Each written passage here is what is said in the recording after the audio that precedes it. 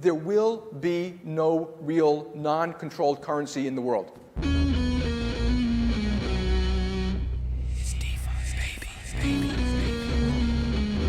We're coming for you, banks. Increasing the block size to 32 megabytes right now.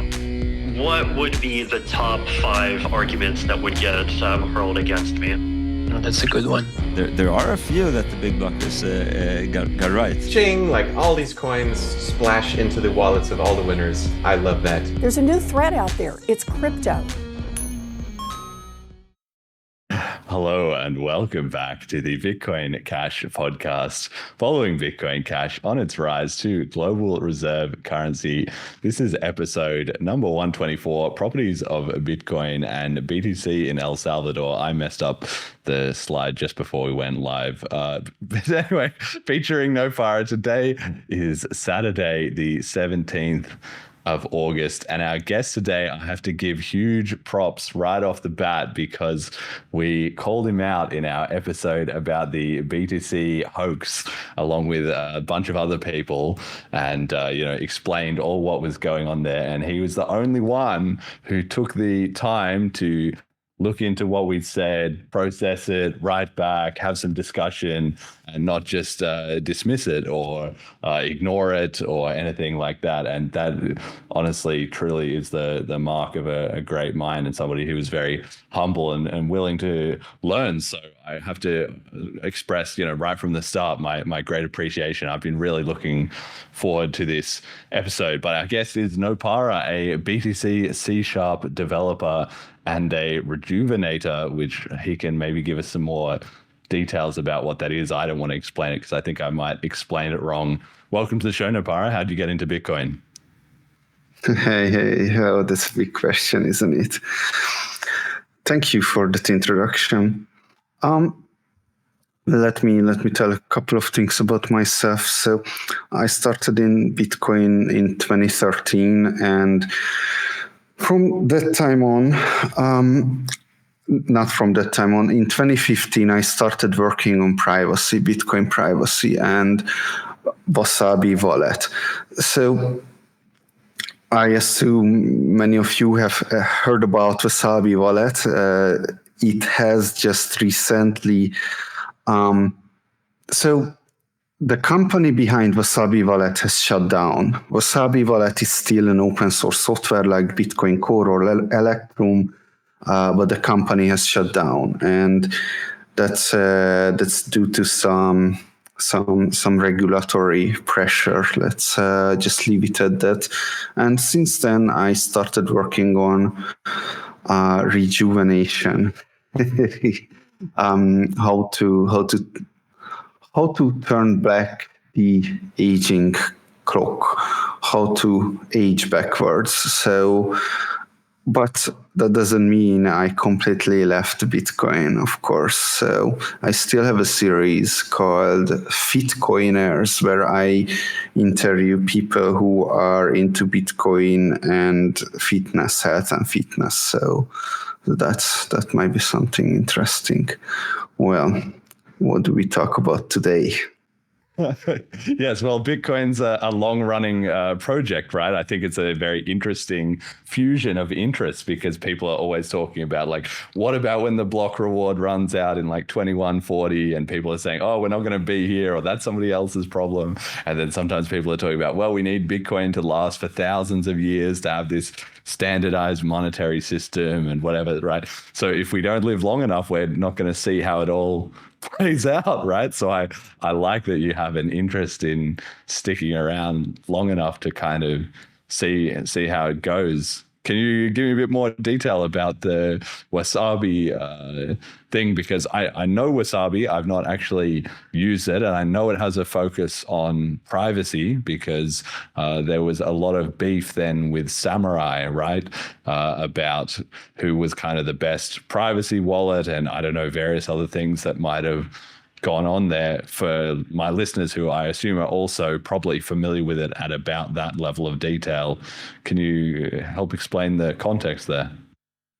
Sure. So most importantly, the best privacy wallet was and is Wasabi wallet. Okay, so there is that's a lot of things, right? So where are we now? Right now there is Wasabi wallet, there is no Samurai wallet, and the Samurai developers are in jail. So there is also joy market. That's the current situation. How did we get here? What is it even?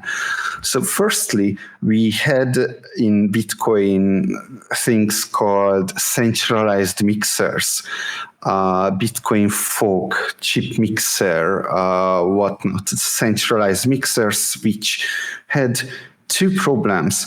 They could steal your money and they could de-anonymize you. Now, what Wasabi Wallet did is that it cannot steal your money and cannot de-anonymize you. There was also blockchain info's shared coin, which was also similar coin join implementation, but it could de-anonymize you even if it couldn't steal your money. That was a big step forward. So Samurai Wallet basically copied Wasabi Wallet properties, right? And then Wasabi, later on with Wasabi, we came up with Wasabi Wallet 2.2, which was Wasabi Wallet 1.0 on steroids. It was much cheaper and much faster to gain privacy. So since this is a Bitcoin Cash podcast, I should actually note that there was I think there still is cash shuffle, something based on cash shuffle, and it's called Cash Fusion, and that was a precursor for Wasabi Wallet 2.0. So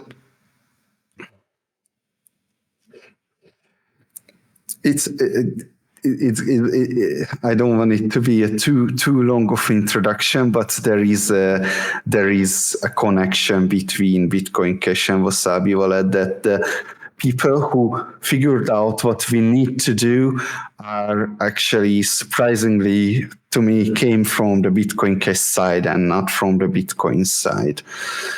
And then what brings us to today, regulatory crackdown in the couple of few years, it started to escalate to more and more dangerous levels. The Samurai developers are in jail, and the company that was developing Wasabi Wallet has shut down, and now it's in the hands of the open source community like Electrum or Bitcoin Core is.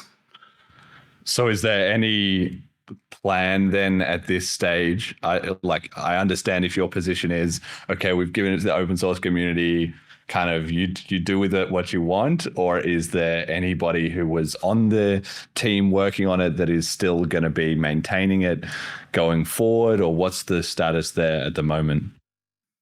So there are people who are still working on it, who were working on it. In December, I left actually the project in December. Around 3 months ago, the Samurai people got in jail. Around 2 months ago, the ZK Snacks is the name of the company behind Wasabi Wallet. And this company that I built was like 50 people, right? So it was pretty big, all things considered. And around 2 months ago, the remaining management of ZK Snacks said that it's enough for them as well. So there are a couple of things happened here. For one, there were like 4 or 5 or 6 developers who said that, hey, unlike Samurai Wallet, we have never been trying to ask for criminals publicly to come to us and use us. So that should matter. So what they said is they created a wallet called Ginger Wallet from Wasabi, and they running in the exact same way how we were running with Wasabi Wallet, because well, they are opening, Schrödinger's cat. Is the cat dead or alive? Yeah. Well, they decided to open it. They were actually, they are developers, so they don't get business that much. And I think they made a huge mistake by not taking over all the users, because now they are starting from zero. So it might not work out. Anyway, so a part of the team is continuing with Ginger Wallet. Around 2 or 3 or 4 people are still continuing developing with Wasabi, right? ZK Snacks allocated money for them for some time, and then who knows? So they are still developing Wasabi as an open source project. And there are a couple of people who are running Wasabi Wallet coordinators. Obviously, there are ones who are anonymous, and I don't know them because they are anonymous. But there are also ones who are betting on that, hey, if they are not making money from CoinJoin coordination, then it should be fine legally. So the project has dispersed into many different parts, and which one is going to work? That's an open question. Right. Yeah. Okay. I think that's going to be really interesting. I guess we'll wait and see how it goes down. There's always so much happening in crypto, even in Bitcoin, that I can't follow it all. And I was only very tangentially aware of some of those elements. But, if I had to put some money on it, I think, the ones who already had the existing network effect of the users, that's so powerful. You're fighting so hard uphill. You've got to have a massive edge or a differentiator to pull that back over time. So that's probably what I would expect to be the deciding feature. But if there's, regulatory involvement and so forth, it gets murky very, very quickly. So I wanted to ask then, given that you said you've been involved since 2013, same as me, what was your kind of take on or view of with the whole Blocksize war period? And then after that, as far as I know, you were sort of more on the BTC side, but did you follow BCH? Have you had any interest in that? Was it only recently that you maybe had a look at it after we pinged you about it? What was your take on that element? So, yes, I was on the BTC side, but it's like, the side that is not forking, that's the most likely to be the one who is taking most of the value, because it's any software developer knows users don't upgrade ever, So it was not a hard choice. I didn't see there to be a choice. What bothered me the most, I think this was my largest pain, is that this has turned out to be, this is how, if Bitcoin will be upgraded, then this is the way, this is how it will be upgraded. There is no other way to upgrade Bitcoin. But the problem is, if we are going into 2 chains and both of the chains are valuable, then every single person who is choosing which chain they are going to stay on is going to consolidate every UTXO of theirs on the other chain and send it to an exchange and back to their wallet, right? Because those UTXOs are multiplied by the fork. And if you're consolidating all your UTXOs, then you're just exposed your entire Bitcoin wallet to the entire world. and this was. It's not blaming. There is no one to blame on here, but this realization was like, holy fuck, this event is like de-anonymizing the entire Bitcoin blockchain right at this moment. So, yeah. Wow, that's a really interesting take. It makes sense. You're correct. But it would only be a sort of privacy focused developer that would see it in that way. There was some swapping services. Obviously, people didn't all just 100% dump one side or dump the other side, and it would have happened over time, and it spread out across different exchanges. And then obviously people trade peer-to-peer as well too. Like people might have known other people in the Bitcoin community and done a P2P swap as well. So it's not a complete calamity, but it's a fair point, actually, that in a certain way, I also think that maybe lends to some of the conspiracy theory angle, that if you are able to divide the community enough to create a chain split, that's an excellent opportunity for people who were trying to surveil Bitcoin to have more insight into it. But that's a fascinating observation. I've literally never heard anybody say that. That's really interesting. And your heuristic was correct about the users not updating. I made completely the wrong choice. Well, ideologically, maybe the right choice, but in terms of market value or in terms of prominence, I made the wrong choice. And I swapped all my BTC to BCH because I thought the opposite. I thought, no, everybody who's in the community is really passionate and really cares about this P2P cash vision, and they'll see that this is the superior way forward, according to me, obviously not according to everybody. But I thought everybody would think that same way, and they didn't, right? So it's very interesting to hear how people decided to play that. Did you sell off your BCH immediately, or did you hold on to some of it as well too? Oh, the privacy problem was clear to me right at the beginning, so I was just keep holding it, and whenever an opportunity arrived that, hey, Nicola Doré actually wrote a software that sends your money to Shapeshift, and I think I just added Tor to it and did it over a couple of days, and that's when I started selling my BCH, but it was so cumbersome that I just, what, fuck that. Yeah, fair enough. Everybody's always, hyping on about, free airdrop and stuff like that. But for anybody who's actually been involved in it, it's actually a ginormous hassle. You have to work for it. Yeah, for your money.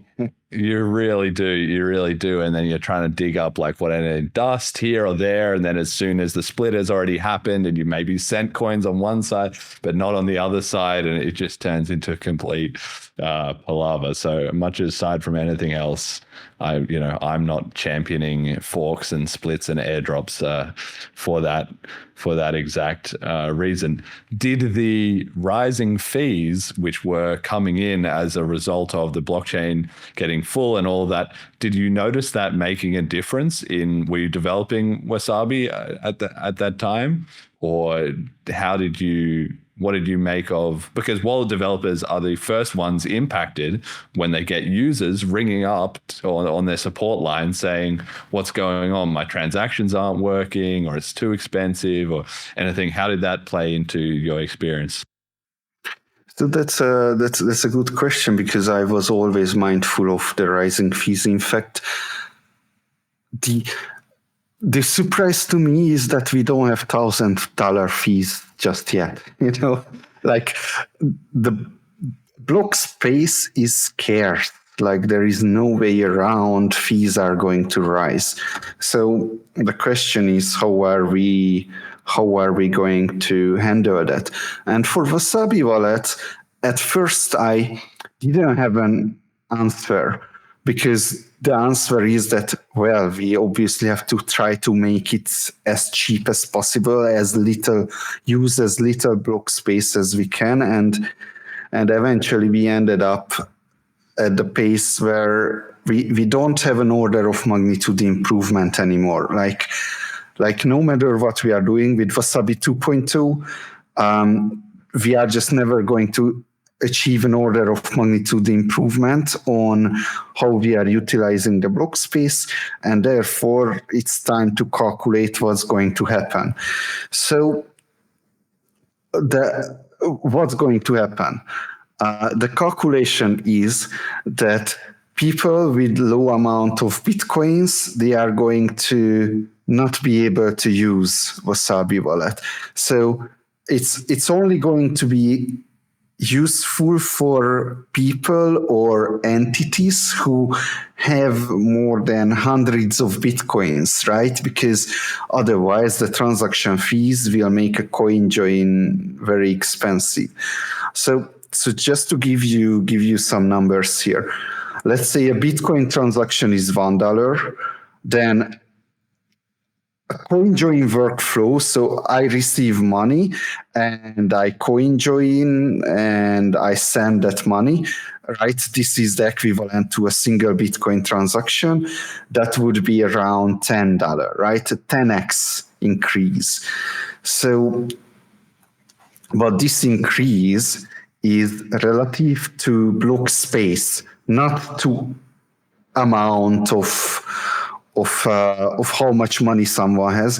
No, it's relative to block space. So therefore, people who have a lot of Bitcoins will always be able to coin join. It will always be worth to them because their fees are not going to be that high. So that was the realization. And I don't want to go into the Lightning Network, but later we will. Okay, yeah, we'll talk about that later. So you're talking about that 10x, that's for one round of coin join or for multiple rounds? Multiple rounds. It's to achieve your desired anonymity set, right? It could be one round or it could be 5 rounds. It depends on how the stars align at that time. Yes. Yeah, that makes complete sense. Okay. All right. Really interesting. And I also wanted to ask you, what did you make of the hoax episode that we did? Obviously, we tagged you in that, and a lot of other people. I know it was maybe a little bit aggressive in terms of, coming out of the gate, firing with that, being like people are lying either to themselves or to other people. Just from your point of view, being the only one who was willing to actually write back and engage in the discussion, what did you make of that episode? So it was a long time ago. I don't remember too much, but I recall my impression of someone who was talking. I don't even remember who, but he was the guest. And my impression was that, this guy really gets it, but at the end of his thinking always takes the wrong turn. So that was what I was thinking there. Okay, interesting. All right, let's check in on the price, which we do on every episode. It's been a big dip off since we did the last episode, at least for BCH, $346.03 to buy 100 megasats of BCH, which is way down. One BTC sat will buy 171.4 BCH sats, so we're down on the ratio there. BTC today is about $59,324, and one Ethereum will buy 752 BCH megasats, so we're flat there. So actually BCH dominance has been rising. BTC dominance has been rising. It's been doing well recently against ETH and BCH, but maybe not fantastically against the US dollar. What do you make of the market action? Are you a big trader? Do you ignore that? Do you hodl? How do you deal with the perpetually changing crypto markets? I make one trade a year, so I don't really look at them. Yeah, fair enough. Over time, I think we've had increasingly people just say, yeah, I'm just tuned out of it. But it is always interesting because, some people have very elaborate setups. Some people are trying to do tax harvesting and different things. Some people are doing a lot of DeFi. Some people are doing nothing. Some people just put it in cold storage and forget about it. So I like to ask everyone. Okay, let's get on to this Bitcoin properties. So after we did that episode and we were chatting on Twitter afterwards, and we talked about doing this show, and you said it would be really good to talk about these properties of money, and you have a graphic here, which I'll try and describe a little bit for the listeners. You've got this absolutely shredded guy, this character with an anonymous mask on, V for Vendetta style mask. He's got Bitcoin Arena with the Bitcoin B. And then you've got these three functions of money here: unit of account, which says stability; store of value, which says scarcity and security; and medium of exchange, which says divisibility, programmability, cognizability, acceptability, portability, and fungibility. And then those elements kind of combine into this mathematical formula of number go up equals a function of all those different properties. And then you kind of have the rising, looks like a rising price line of best fit kind of price action in the background. I thought it was really, really interesting, and it matches similar to what my listeners will know from episode 85 that I explain about the properties of money and the whole point of Bitcoin. But walk me through it, this graphic. How did you come to make this, and what does it all mean? Well, it was really interesting to see you actually get it 100% right away, because I wasn't sure people do. But So I like to start with the blockchain arena there. That the blockchain arena includes the cryptocurrency arena, and that includes the Bitcoin arena. And I'd like to make a point why I'm not focusing on the blockchain arena, and that has to do with money as a fundamental technology. So if you are put to the task of think about something more important or fundamental than money, then it's going to be really hard to come up with anything. The only thing I could come up with is actually longevity. And that's why I'm there. But anyway, it's almost impossible. So the consequence of this money being so important to fix is that any blockchain application that may or may not work, right? Like decentralized voting, huge revolution, decentralized identity, this blockchain, that blockchain, NFTs, anything that you can come up with is nothing compared to the application of money.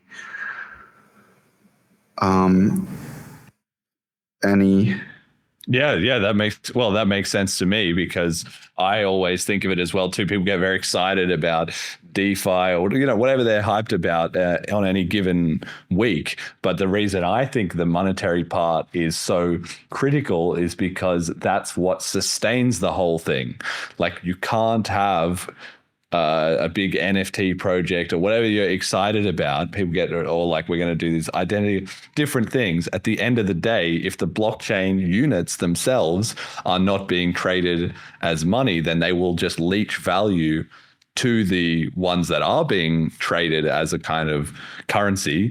And then once you have that happen, then it drops your security, and then eventually the project gets abandoned, right? So if you want to, it's okay to be excited about all these other uses for cryptocurrency, but you need to start with the foundations of it being money, and then you can add in extra stuff. But I think some people get excited about this extra stuff, and they don't realize if it doesn't have their monetary backing, it's not going to last, right? Exactly. Yeah, there is an interesting point I always like to make, that why don't we have completely anonymous marketplace on the internet right now? Well, because we need anonymous money and anonymous communication, and they must be really good. Anyway, let's move on to so now you want to stay in money. As a person, you can decide on two things. Either you choose something to focus on, or you try to work on everything else. Okay, so you might decide to work on everything all at once. let's say you create an exchange, right? That's a nice way. But many of us decides to actually work on one. Okay, now the question is, which is that one? And I just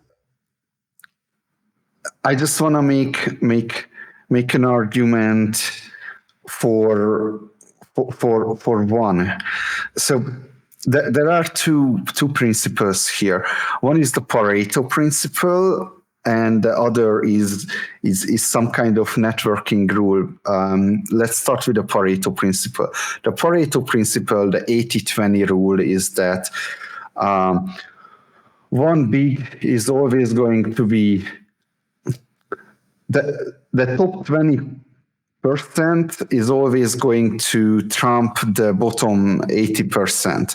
Like, this is kind of how things tend to turn out. So some people might think that there's going to be many multiple currencies in the world, and that's right. There is going to be many multiple currencies, but there will be always a couple or eventually one that will matter. So there might be a lot of currencies, but the relevancy would concentrate into the hands of one, probably.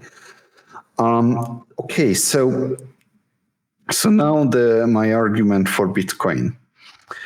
Bitcoin has a certain kind of adoption metric, and we know that something, a new thing, does not take over an old thing.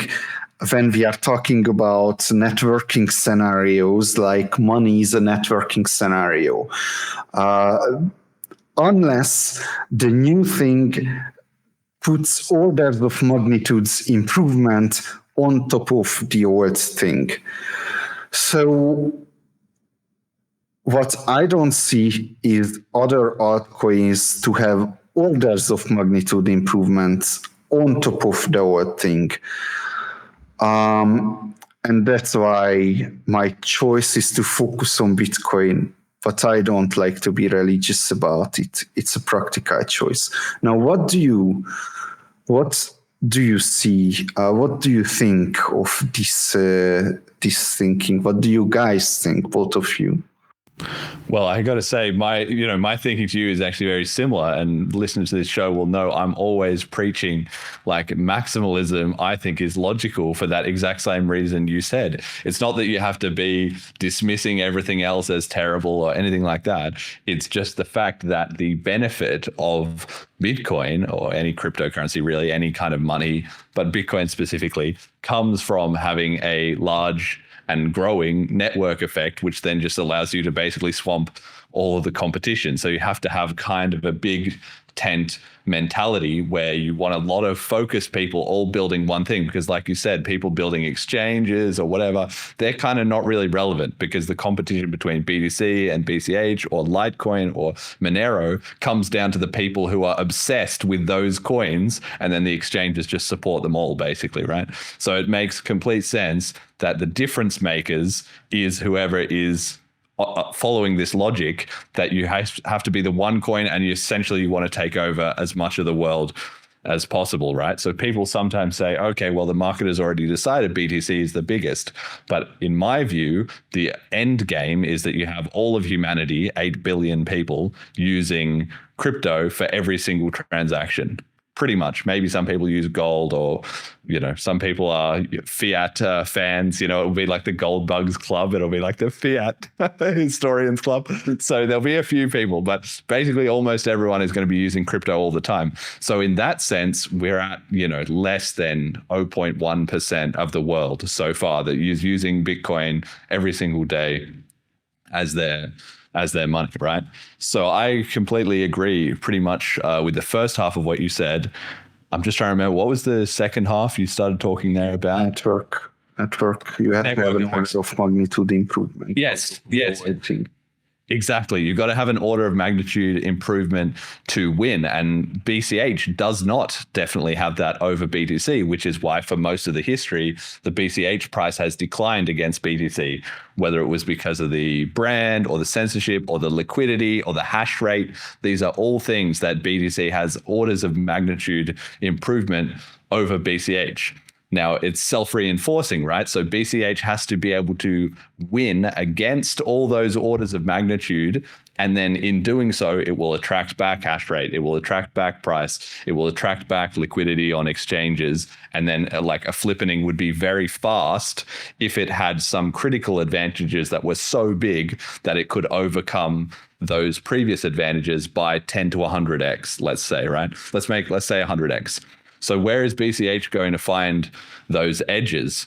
The first and most obvious one is just simple network efficiency, right? BCH already has a far more than 100x advantage on transaction fees. Like a typical BCH transaction would be 1/10 or 1/100th of a cent maybe, and for BTC it's anywhere from $1 to $50. So you've already got several orders of magnitude there, but that's clearly not enough because so far it hasn't made any ground, right? So it needs much more than that, which is that it also needs things like DeFi. If it can be 10 to 100 times more powerful on a actual protocol level in terms of the network scripting. So that's why it's so important that the BTC side has essentially stalled or made things worse, in my opinion, with things like SegWit and Taproot, while the BCH community have improved their scripting and opcodes and whatever, because that's another way that we can get. Even being twice as good is not enough, though. It needs to literally be orders of magnitude better. And then I think as time goes on, another area that BCH has a huge advantage is in the resilience of the community. The BTC community are very hardcore, and that's impressive, and it's why they can stay at number one on the leaderboard for so long against, like, say, ETH. People are not as fanatical, so they lose over time. But the BCH community is even more fanatical than the BTC community, which is why they've survived 3 whole civil wars instead of just one. And so as time goes on, we can see that it's very slow, but it is happening, and it's escalating, that the BCH community is just driving further and further ahead because the BCH people won't quit ever. And so if you have a group of people that won't quit, even if it's smaller to begin with, they just keep making progress, and slowly the other ones change their mind. So I think those are some examples, but so far it's been enough, like over the last couple of years, that BCH has arrested the slide against BTC. Over the last 2 or 3 years, BCH has stopped sliding against BTC, but it doesn't have a critical edge to start rising yet. But if it can find that edge, which is what I think is happening as the size of this show grows, for instance, as the community builds more and more DeFi with cash tokens, as we continue shipping upgrades, like the ABLA upgrade, got a lot of, everybody was like, well, it's really cool. And I've heard a lot of people have been convinced about that. VM limits, UTXO commitments to fix initial block download, like these are already things that the BCH community is lining up. And then it's starting to produce apps like Cauldron, Dex, a Fifth of Gaming, things that are not possible at all on BTC. And so if we can have 10 or 100x as good wallets and apps, which so far we haven't because we've been so far behind on resources and liquidity and network effect, but so it's taken a lot of time. But now that those things are starting to emerge on BCH, I imagine that's where we can maybe find those edges to start a flippening. That's probably my take. Jet, what's your thoughts? I would agree with like everything that you just said, but there's one more thing that I want to add to this that I think is like the key differentiator. And that's, I think it is necessary to have a trustless, censorship resistant layer 1. I need people to be able to say, fuck you, this is my money, and I'm going to do what I want with it. And if people get economically censored and the L2s are centralized, well, that kind of ruins the whole point. NoPara, thoughts?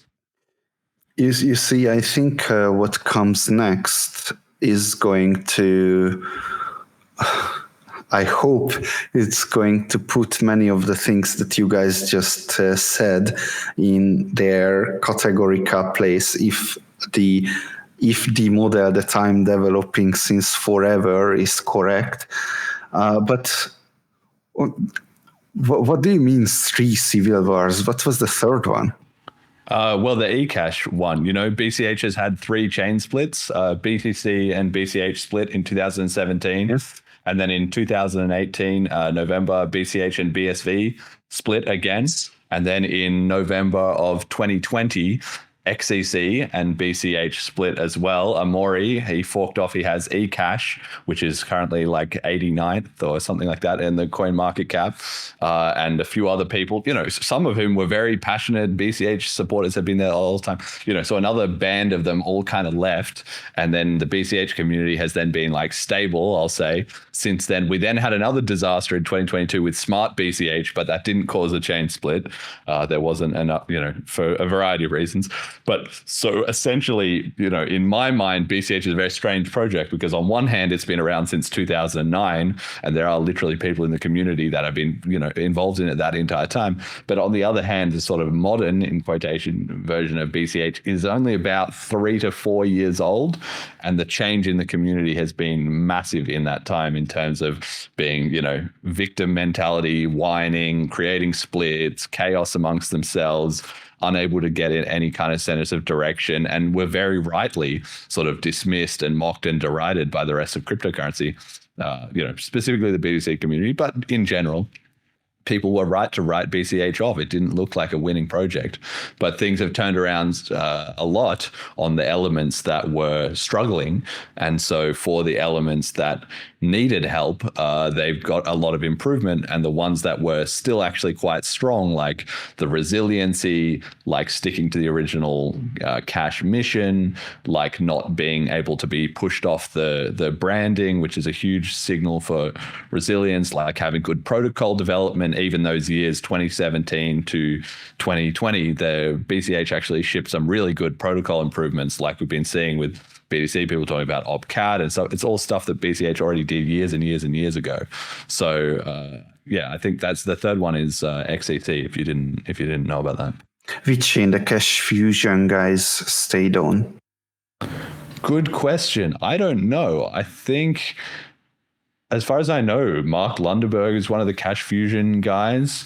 I think, that's the real problem with the split is then sometimes people leave and they pick neither because they're just sick of all the fighting and all that. So as far as I know, anybody, I would guess a combination of BCH and just left completely. I don't know of anybody involved in Cash Fusion that went on the eCash side, but it might have happened. Okay. Anyhow, so let's go to the NGU formula. Number go up formula. So number go up. There is a theory of money that is as stable as the ground under you, right? Like the 3 functions of money: unit of account, store of value, medium of exchange. I have a problem with that. That's not super useful. We all know that it's true, but it's not super useful. But there are properties of good money theories. And these properties of good money theories, unfortunately, there are many, many of them, right? So I reviewed them and removed them stupid things like inherent value of money. Yes. So, holy shit. So I went so deep into this because I really didn't understand what the heck is this inherent value of anything. So I at one point, I was researching and wrote some articles on that, and at one point, I flew to Singapore to have a 10-episode-long interview with the world's foremost value scientist who wrote the book In Pursuit of Value. Right? Wow, amazing. That's how I got bogged down on this stupid little question that inherent value of money. Okay. So, okay. So I came to a model let's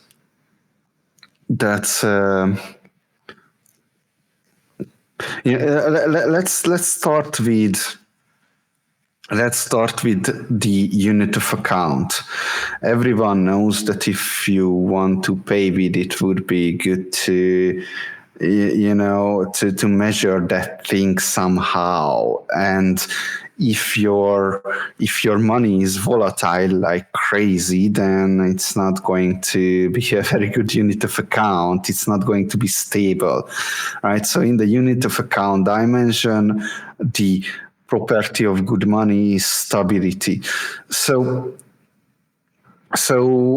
But we don't have to worry about this. We don't have to worry about this at all, because as Bitcoin or Bitcoin Cash or any currency, as they are gaining value, as numbers go up, the harder it is for the boats to be moved by the waves, right? A small boat can move by the waves around, but a huge boat can only be moved down by an iceberg, or something big has to happen.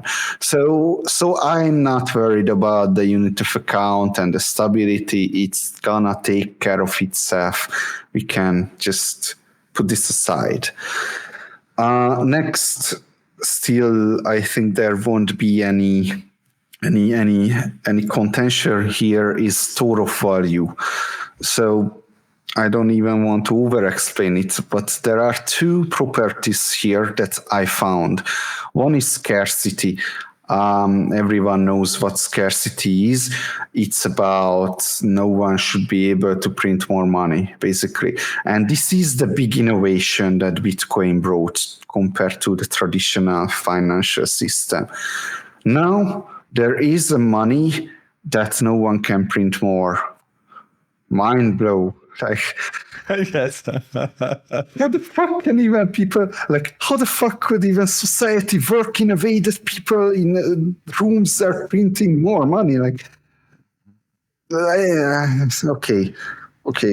But look, the scarcity, the innovation of Bitcoin on this single property of scarcity has created the orders of magnitude.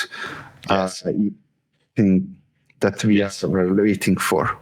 Yes. It's it's still up for question, right? Bitcoin is still not the largest currency of the world, but yes, you're eventually. Right. Just the creation of scarcity, that alone was already enough that, even with 2 Bitcoin adopters, the network just started growing like crazy, because that was so much better than any fiat currency, even just on that property. I agree with you about that. Okay, so the next one is security. This is my invention, actually.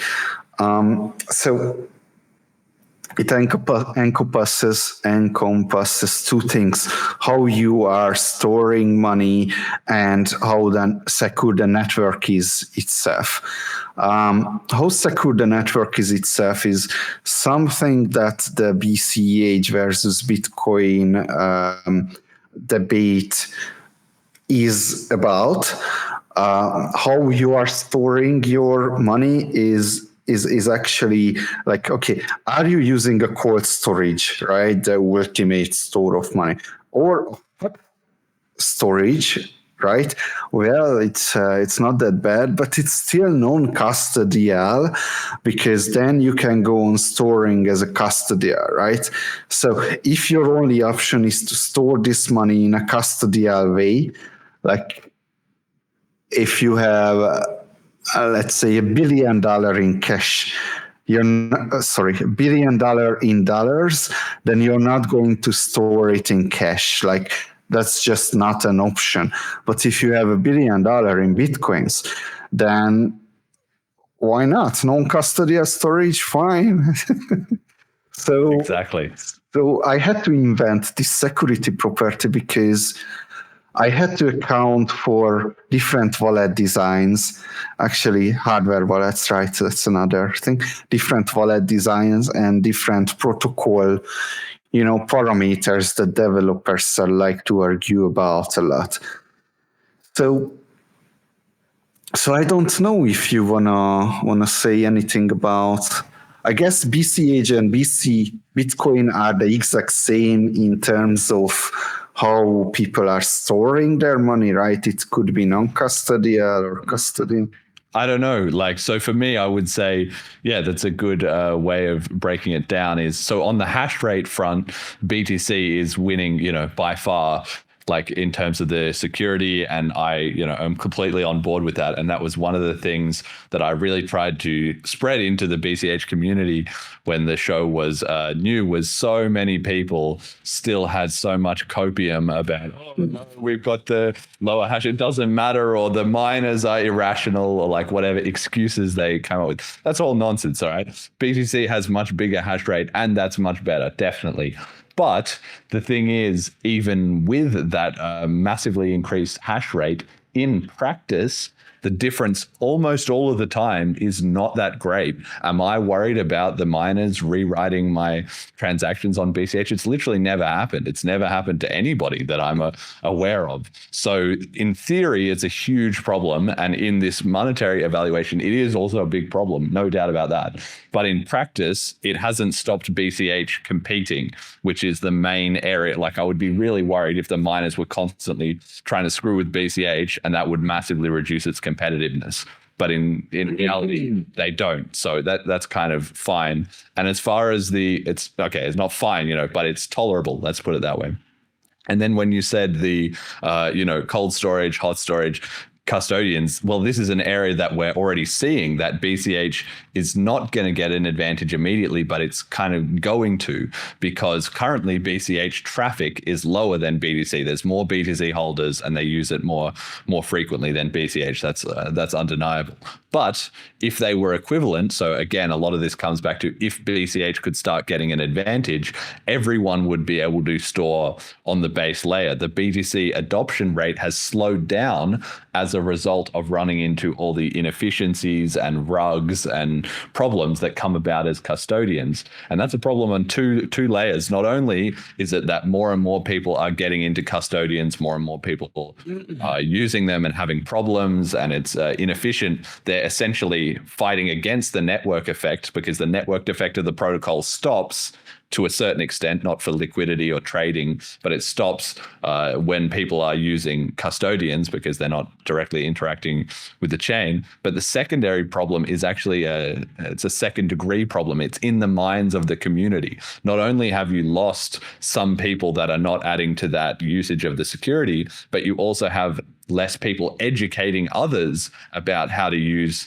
that security, and that turns into a vicious cycle, which is why now you can see a lot of BTC, in quotation mark, Bitcoiners say it's completely okay to use custodians, and who, will come up with solutions in the future, or maybe we don't even need to. It's a bank-to-bank settlement system. Look at what Hal Finney said. In 2013, 2015, nobody said that. Nobody said that. The argument was, are we going to do big block scaling or are we going to do small block scaling, but we'll find solutions and workarounds. If somebody had said at that time, okay, we're going to just all use custodians and it's going to be a bank-to-bank settlement layer, they would have been laughed out of the room immediately. Everybody would say that's completely false. That's definitely not the way we're going to go. But now, over many years, it has been normalized because you have this brain drain effect where you had the Bitcoin community going in this certain direction, and then there was a split, and then each culture started to diverge. And the BTC culture, which was predictably, according to the BCH side,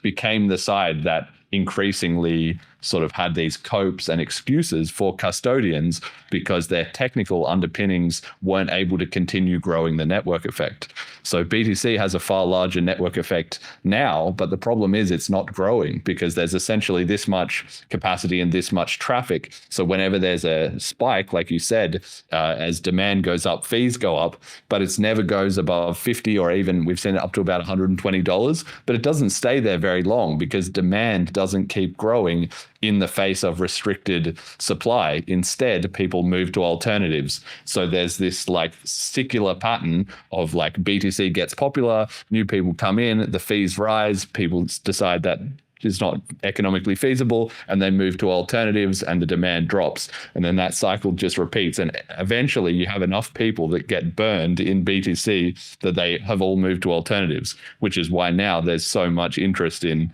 all the altcoins.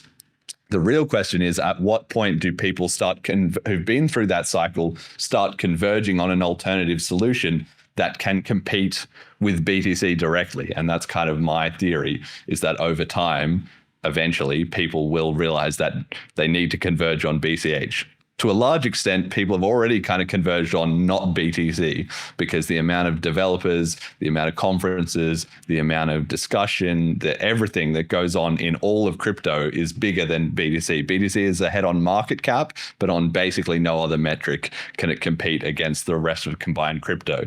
But the combined crypto is all diversified. It's all fragmented, right? So eventually that needs to hone in on a single solution that can work at scale. Everything that starts getting to scale, whether it's Ethereum or Solana or whatever, it starts breaking down. But BCH is not going to have those problems, or at least that's my contention. So when it comes to security, I would say BTC has a huge edge on the hash rate, and BCH has a potential. It's currently not used, but it will have an edge once it gets to an equivalent amount of daily users, because everyone will be able to have that cold storage on chain, and there won't be this disruption with a culture of custodians. I don't know how important network security is because I'd never done the analysis. I'm pretty sure some people would be able to do the analysis, but the thing about security is that it doesn't matter until it does, right? Like, Yes. it works. It works until it doesn't, and so there is that. But something interesting you said there on the other part of security, which is the personal security, is that so you made an argument that since the block size of BCH is larger, therefore non-custodial usage won't be pushed out of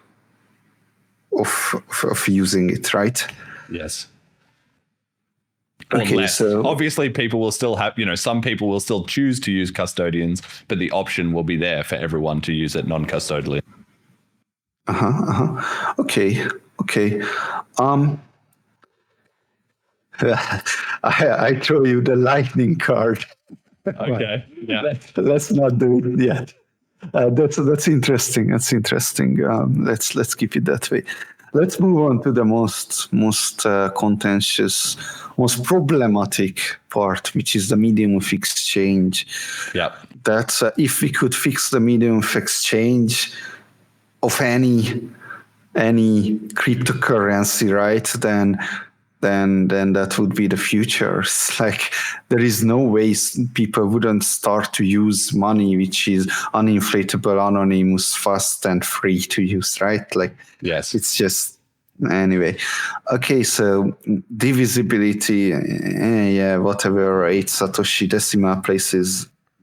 Okay. But again, BCH has an advantage here, right? This is the thing. Like, BCH has a lot of subtle advantages on divisibility, because divisibility of BTC is capped by the minimum fees. As the fees go up, you can't divide it into smaller amounts. That doesn't help, because you're essentially just creating dust outputs. You're burning your own coins, and there's already been a lot of good analysis done. I think Emergent Reason sometimes has these stats. I can't remember them exactly, but it's something like when the fees went up to $20, it was like 80 or 90% of UTXOs on BTC were underwater. Like, not the value, because there was some big UTXOs, like Pareto principle, right? But the actual, if you counted up how many UTXOs are, tons of them just get burnt as fees rise. So that makes the divisibility, it's like divisibility going in reverse. Even in technically, you could chop up the Satoshi smaller and smaller. In practice, rising fees destroys your divisibility. Well, and then this also comes down to the belief in Lightning, right? If you believe that Lightning will work, then okay. Still, we have a long way to go to portability, which is the main Lightning thingy. Yes. Programmability. Now, this is also my invention. My invention is programmability because I wanted to account for the scripting language of Bitcoin and the phenomenon of Ethereum. Like, if programmability is not a differentiator of good money, then Ethereum should not exist. Right? So something is needed there, and it's a new property, programmability. I don't even know what to take of it, but it shows that, hey, there is something here that might be more important than we would think. Yeah, and I think what I found really interesting was when I saw this was that you're not the only one who's done this. I remember Mark Falzon did a video a while ago where he also did a similar thing. He looked into all the properties of money, blah, blah, blah. And he made a list that he thought, and he had DeFi as one of his criteria on that list for the exact same reason. And I think there's a reasonable case that the invention of cryptocurrency has created a new property of money, because nobody would have said that before with fiat currency or with gold or with seashells or anything else. It is brand new as a property of money, and I agree with that. And obviously I would say, like I said before, that BCH probably already has a non-trivial advantage in terms of we have re-enabled opcodes, we've got CTOR, we've got the cash tokens is a huge giant leap, but maybe that's not enough. But give it another 2 or 3 upgrades and BCH is going to have an exponential, 10x or more advantage in this area. Although, of course, BTC could always start catching up if they started shipping good upgrades, but I'm not optimistic for them. Or if BCH fucked up and put in a bad upgrade, but I'm also not worried about that. Well, it's anyone's guess. We can be almost sure that Bitcoin is not going to get too many opcodes in there. Yes. So how important this will turn out to be in the future, we'll see. Cognizability. I don't think recognizability, how easy it is to recognize. There are some interesting things between traditional and non-Bitcoin, but there is no Bitcoin versus BCH contention here. Acceptability, basically adoption, right? How many people are using this thing? The more people are using a network, the more valuable the network is. That's the acceptability property, and that is why I'm betting on Bitcoin compared to the rest of the properties. Which certainly leaves room for humans. Yeah, do you want me? My take on this one is it's true. Like I said before, BTC certainly has like a greater number of daily active users right now, and that's undeniably true. And that's somewhere BCH needs to create an advantage somehow, right? And how is it going to do that? Well, it comes back to what I was saying before about people coming into BTC and then leaving, is that over the last 6 or 7 years, BTC's number of on-chain users has not grown. So even though it has a network effect advantage right now, that effect is static or shrinking because time is allowing alternatives to catch up, essentially. So I like to think about things, in terms of the first derivative in calculus, right? It's not the absolute number, it's the rate of change of that number. And BTC, it's just been flat for all those years. BCH is absolutely smaller, but it has a better rate of change. It's slowly growing, and it's starting to pick up speed now because we have better apps and we have better adoption tooling and so forth being developed all the time. Now, what's really interesting is that acceptability is also localized. It's important at a global scale, but it's localized. So we'll talk about El Salvador in a minute is one example for BTC, but then you have, like, for BCH, you have, St. Kitts, you have Bitcoin Cash City in Townsville, you have Tacloban in the Philippines, you've got areas in Argentina, right? Within those areas, at least within the BCH community within those areas, BCH is just like dominating. And if you go there and try and spend BTC, it doesn't matter if in the world there is 100 times as many BTC as BCH people. If in the city you're in, everyone's a BCH adopter, then BCH has the network effect advantage locally. And that makes a huge difference, because then you could say, well, then you have a model of competing hubs of adoption. And for as far as I know, one example of where there's kind of a mixed adoption and competition going on is at New Hampshire, right? In Porkfest and stuff like that. There's often people talking about at Porkfest which currencies are being used, and there's kind of a floating market there, as people who go every year will say that BTC adoption has been declining, Monero adoption has been going up, and BCH adoption, I think, has been, kind of flat. And then there's maybe Dash, there's like gold backs, so that's kind of like a little scientific experiment going on there where you have a competing market. But I don't mind so much if BCH has lower global adoption in the short term. It will need more in the long term, but in the short term, as long as we have very strong local hubs, because people join the network at the edges of those hubs faster than they just pick it up randomly in different places, and the network effect is multiplied by proximity in that way. So I'm really glad that BCH has those very strong hubs, and as far as I'm aware, much stronger than BTC, which has kind of El Salvador and not any other great hubs, at least that people are promoting, that I've seen. What could be right, because it's hard to use Bitcoin in person. Those are usually lower value transactions, and people didn't yet figure out which Lightning wallet works. And then, okay, we have arrived to the most important, most contentious, most problematic things, which is the portability and fungibility of Bitcoin. This is what Satoshi could not figure out. This is where we are lacking. We are not able to send Bitcoins fast, cheap, meaning portability, and anonymous, meaning fungibility, enough. So it is a fact that we are not able to do that. There are many ways we can get into this. Maybe let me explain what I wanted to build with Wasabi Wallet. With Wasabi Wallet, first I wanted to build the anonymity.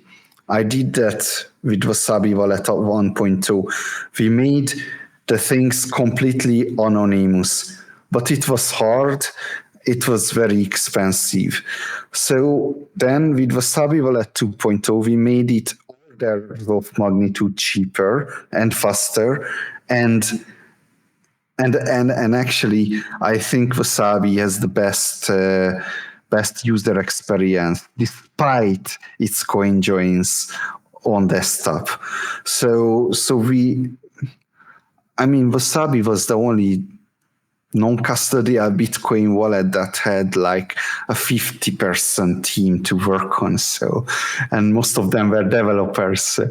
And I was very annoyed by developers who are trying to complicate stuff. So it was perfect chance of building something beautiful. But anyway, the point is that it was still 10 times more expensive than a normal Bitcoin transaction, even though it was anonymous. So what can we do there? We have an anonymous currency, which is like super expensive for any medium well-off person, right? If you're poor, there is no way it's worth for you to use it. If you are well-off, then it's going to be still expensive. And if you're super rich, then it's going to be, whatever. So my idea is that we created a Lightning Network research. Well, obviously Bitcoin is not going to scale in any other way than the Lightning Network except if you want to scale with custodial services, and I do not want that because the security property must be under control. So there is literally nothing else but the Lightning Network. But the Lightning Network's privacy sucks. It sucks in practice, but so we created this Lightning Network research, put one Bitcoin, and researchers were researching and stuff. And but my conclusion was the entire thing is that Lightning could be anonymous if a couple of things are fixed and the on-chain anonymity leaks don't leak onto the Lightning Network. The problem is that on all the Lightning Network research where they break the Lightning Network anonymity this way and that way, it was almost always that, hey, on chain, you knew that this person was doing these things, and therefore Lightning Network doesn't matter because so the point was the on-chain anonymity, lack of anonymity leaked onto the Lightning Network, and this might be actually something very important lesson for Monero people as well, because they keep saying that privacy by default. No, sorry, that's. I'm 100% agreeing with that. Privacy by default is my slogan as well, for fuck's sake. No, the other thing, they keep saying that you have to have privacy on the base layer. And I'm pretty sure they think it means the same thing as privacy by default. But no, you actually have to have privacy on the top layer. That's the most important privacy. So having privacy on the base layer makes it easier for you to build privacy on the upper layers. But you have to have privacy on the upper layer. So example, Tor anonymity network. You are using Tor to do something on your Facebook, right? Like it could be that Tor is completely anonymous, yet you're on your Facebook, you're not anonymous. So, but an example would be Tor itself, that, hey, the ClearNet is completely non-anonymous, and yet you can build a system on top of that, which is the upper layer, which is Tor, which is anonymous. So it's always the upper layer that must be fully anonymous, the uppest layer. That's a long thing. So what my idea was with Wasabi is that we built privacy. Okay, very good. And now what we have to do is make it cheaper and faster. And for that, the Lightning Network, we have to work on the Lightning Network. Unfortunately, Wasabi has stopped. No, the company behind Wasabi stopped, the money stopped, the development stopped, and building a private Lightning Network, in my estimation, was a much larger job than building Wasabi Wallet 2.0, which was a huge job, like a really huge job. So I don't know who's gonna do that. Yeah. Yeah, well, that's kind of a sobering note to end on there. But I would just say that, so for me, I agree that this, portability and fungibility, this is, like I said at the start when I was walking through it, this is where BCH already has an advantage. The problem is for BCH is that it already is far more portable in terms of cheaper, faster. We haven't screwed things up with RBF and so forth. The problem is that it's a lot better than BTC, but it's not way better than all the other alternatives, Litecoin or Dash or whatever. If they all were as expensive and slow and stuff as BTC, then people would converge on BCH very fast. But the problem is, even if this gives BCH an advantage over BTC, it doesn't give it that much of an advantage against those alternatives. So that's where the network effect is more important, of local adoption hubs. That's where the programmability of better DeFi and stuff comes in and needs to give us an edge over time. As far as the fungibility, the lower fees also help with that, right? Because if you have lower fees, you can afford coin joins and mixing much more easily. And also the fact is the culture plays into this quite a lot, I think, too, because even if it's not directly a privacy mechanism, in practice, a lot of these things come down to in theory versus in practice, right? In practice, you can get better privacy if you have a strong culture of P2P cash spending, because if the less people are sending money back to the exchanges or sending it into Lightning channels where they sit for ages and then people can observe where they're going out, the more people are paying each other directly in BCH, the more the privacy goes up for everyone, because only you and that person, obviously it's listed on the blockchain, right? But you and that person know about that and not necessarily everyone else. So that's why I think it's really, really important that the BCH community maintains that strong circular economy. And I think we're doing a good job of that, but I think it's going to really start to ramp up as our tooling gets better. So like what you were talking about with Wasabi, my version of that is Selene, right? We have Selene wallet that we've made. And so far, like you said, it's a big job. We've spent about 2 years getting it to the stage that it's fast and easy and usable, and people can onboard other people. They can have multiple wallets. They can have it in any language. All these different elements that we've built into it. But over the next couple of years, the focus is going to start shifting to the DeFi stuff to make it more usable, and also the adoption and privacy stuff. So if we can build in Cash Fusion, people have requested that many times. It's on the roadmap.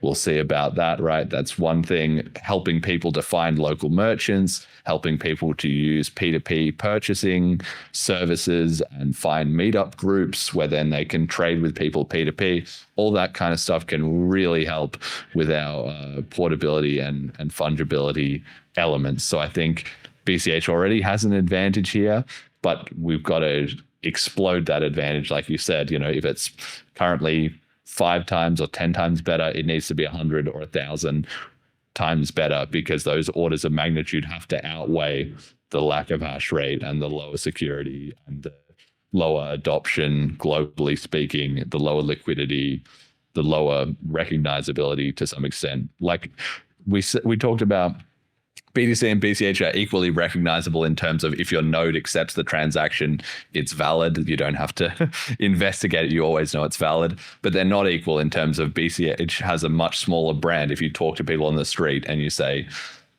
Bitcoin, they'll think of BTC, right? So BCH, except in those local adoption areas I talked about. So BCH also has to catch up there. But yeah, I think portability and fungibility, we've already got an edge, and we're going to increase that edge unless the BTC community makes some serious moves, which I don't think they are. I haven't seen them doing it anyway. Can we talk about the block size? Yeah, sure. So on Bitcoin, ideally, the largest block size that could happen is 4 megabyte. What about BCH? So right now, when the split happened, it was 1 megabyte. It got raised to 8 megabytes. Then a couple of years later, it got raised to 32 megabytes. And then earlier this year in May, the BCH community added something called ABLA, adjustable block size limit algorithm, which starts at 32 megabytes. So it can't go lower than that. It will always be minimum 32. But as traffic grows on the network, it automatically adjusts the block size, kind of like the difficulty algorithm, every single block up or down a little bit. So if more traffic is happening, let's say more than 16 megabytes is happening consistently, it will start raising the limit, and it always tries to keep like a buffer above the limit. And then if people stop using it, if traffic goes down, then it starts to lower it again. So it can't just suddenly shoot up to a value that miners or other, wallet providers, fulcrum server operators, those kind of people, they can't suddenly be caught off guard by this huge change. The limit, if it was maxed out, if everybody was just going crazy, the whole world is flooding into BCH, then it can go up maximum of 2x per year. So even if all the blocks were full 32 megabytes for a whole year, it would raise it up to 64 megabytes. But obviously that would require very intense demand for BCH. But there's also one other element, which is that it's kind of elastic. It's sort of intelligent. So it's 2x per year if it's maxed out all the time. But if it's not maxed out, it can go up to 4x per year in kind of the first year. So like if there was a sudden big surge of adoption that we got, it could 4x, but then after that it would slow down, and over a 5-year period it would average back down to 2x. So that's where the BCH community is at the moment. But obviously that's a best effort kind of guess that we've made. It's all been tested. I can send you the details afterwards if you're interested. But we'll be monitoring, because if the limit is too slow, if it's too fast, if mining is centralizing, if there's some other problem, obviously we can tweak and adjust it, which you don't want to be doing too much, because that will take time and effort away from other things. But if we somehow got it wrong, then we can always make a change there. Okay, so if we divide 32 by 4, then we get 8, which doesn't get 8x, which doesn't get to 1 order of magnitude yet, right? So if you want to put something on Bitcoin, put orders of magnitude larger improvements on Bitcoin, then you have to have, large. Very, very large, yes. So that's very large. It will keep growing, right? The idea is that, like I said, there's a limit to how fast it can go, but there's no top limit, right? The BCH community is genuinely believing that in 15 years or 20 years maybe, that we will have gigabyte or even terabyte blocks. I think there's a really good article that somebody, what's his name? Let me just look it up. It's called Terabyte Blocks for Bitcoin Cash, right? The idea is that, let's say in 20 years time, not immediately, here we go. Johannes Vermorel, he has this really good article where he talks about how you could get to a state where you had billions of people transacting and terabyte blocks. And I think that's where we're going. And the problem was that this really became a huge disaster, basically, because after the BCH community split off, there was the BCH community, like who we have now, who was saying, okay, we'll do terabyte blocks, but like in 20 years, once technology is improved, once we have X thinner, once we have huge adoption, once the entire world is devoting resources to building out the infrastructure for this, et cetera, et cetera. But obviously you wouldn't do that today. And then you had the BSV guys who were like, terabyte blocks today, instantly. And they kind of fucked it up for everyone because they ruined the messaging, which is like, yeah, you could have gigabyte blocks, but not today. And that's a very big difference, gigabyte blocks in 10 years versus today. But those BSV guys were just lunatics. And that made it very hard to have a rational explanation of how this would go in practice. Okay. So first of all, a dynamic block size limit was always,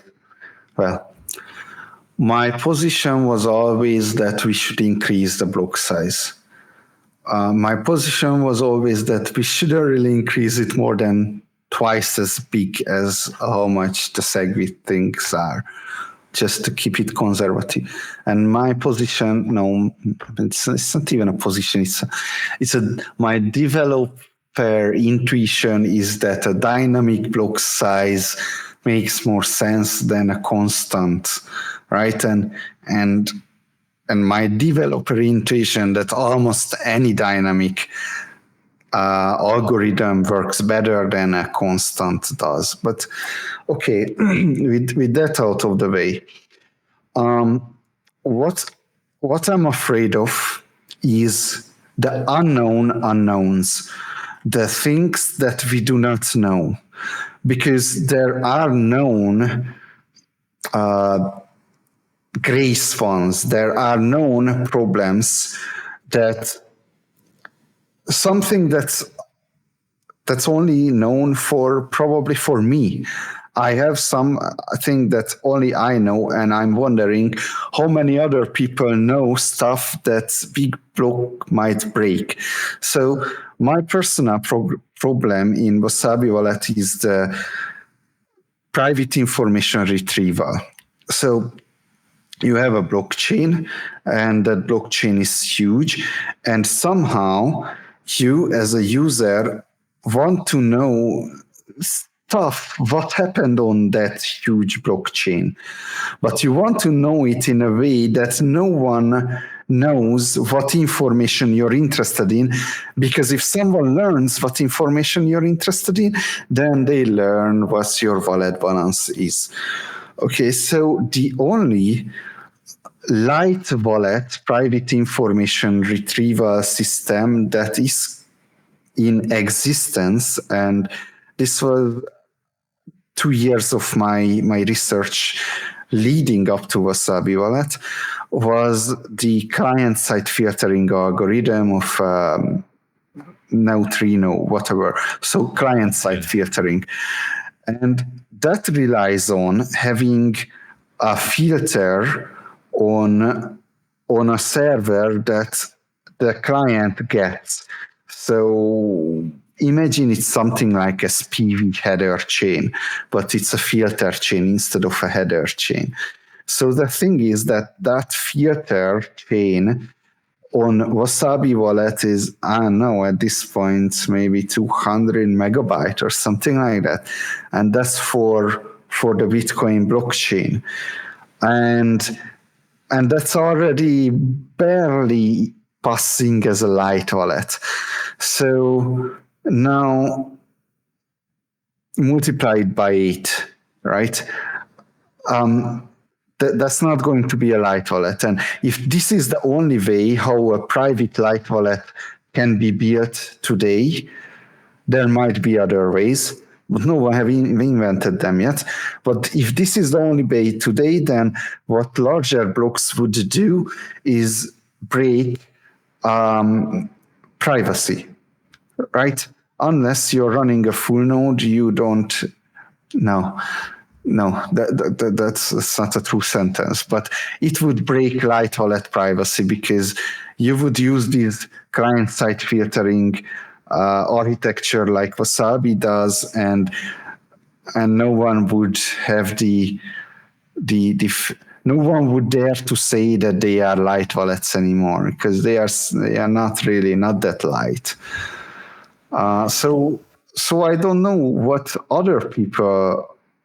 problems other people would encounter. And maybe I would be able to fix this one, right? Like, it might be possible, but there are so much fear to me that larger blocks break things I don't know about. Yeah, well, it's definitely possible. And I mean, one thing I have to say straight out is that obviously nothing is free. There's no solutions, only trade-offs, right? So with BCH, if you're raising the block size, you are going to get greater throughput on the chain. You're going to get greater anonymity set of on-chain transactions, and so forth, right? But there is definitely a cost, it does make things like initial block download slower. Again, there's solutions with UTXO commitments and so forth, right? But you're essentially creating a compromise and then trying to shore up those compromises. It's definitely not perfect. Like you were talking about things like requesting your balance. If you have a tiny blockchain, you can just put off requests for 50 different things, or you can, and then you're only looking for one of them, right? So you can create like a cover over that, or like you said, you can have techniques with the filters and so forth, right? So BCH certainly is not the strongest on this, and that's an area that I haven't focused too much on this show, but I would really love it if we did. And my attitude towards that, mostly at the moment, is we've got bigger fish to fry. Basically, we need to create more adoption. We need to build more DeFi. We need to get bigger traction in the media and so forth. And then that will bring in privacy experts like yourself, or like other people who want to build those tools and help solve those problems. I don't have all the answers for that kind of stuff at the moment. I'm sure, though, that if we get enough brain power involved and invested in fixing it, that maybe we'll not be able to find something perfect, but we'll be able to find something kind of good enough. To me, Bitcoin is always about good enoughs, like the certain block size is a spectrum. Lower is better in some respects, right? But the problem is you're just giving up too much. And the BTC community, I think it's amazing that a lot of them have this idea of, like you said, a constant block size, and they think that that's just the perfect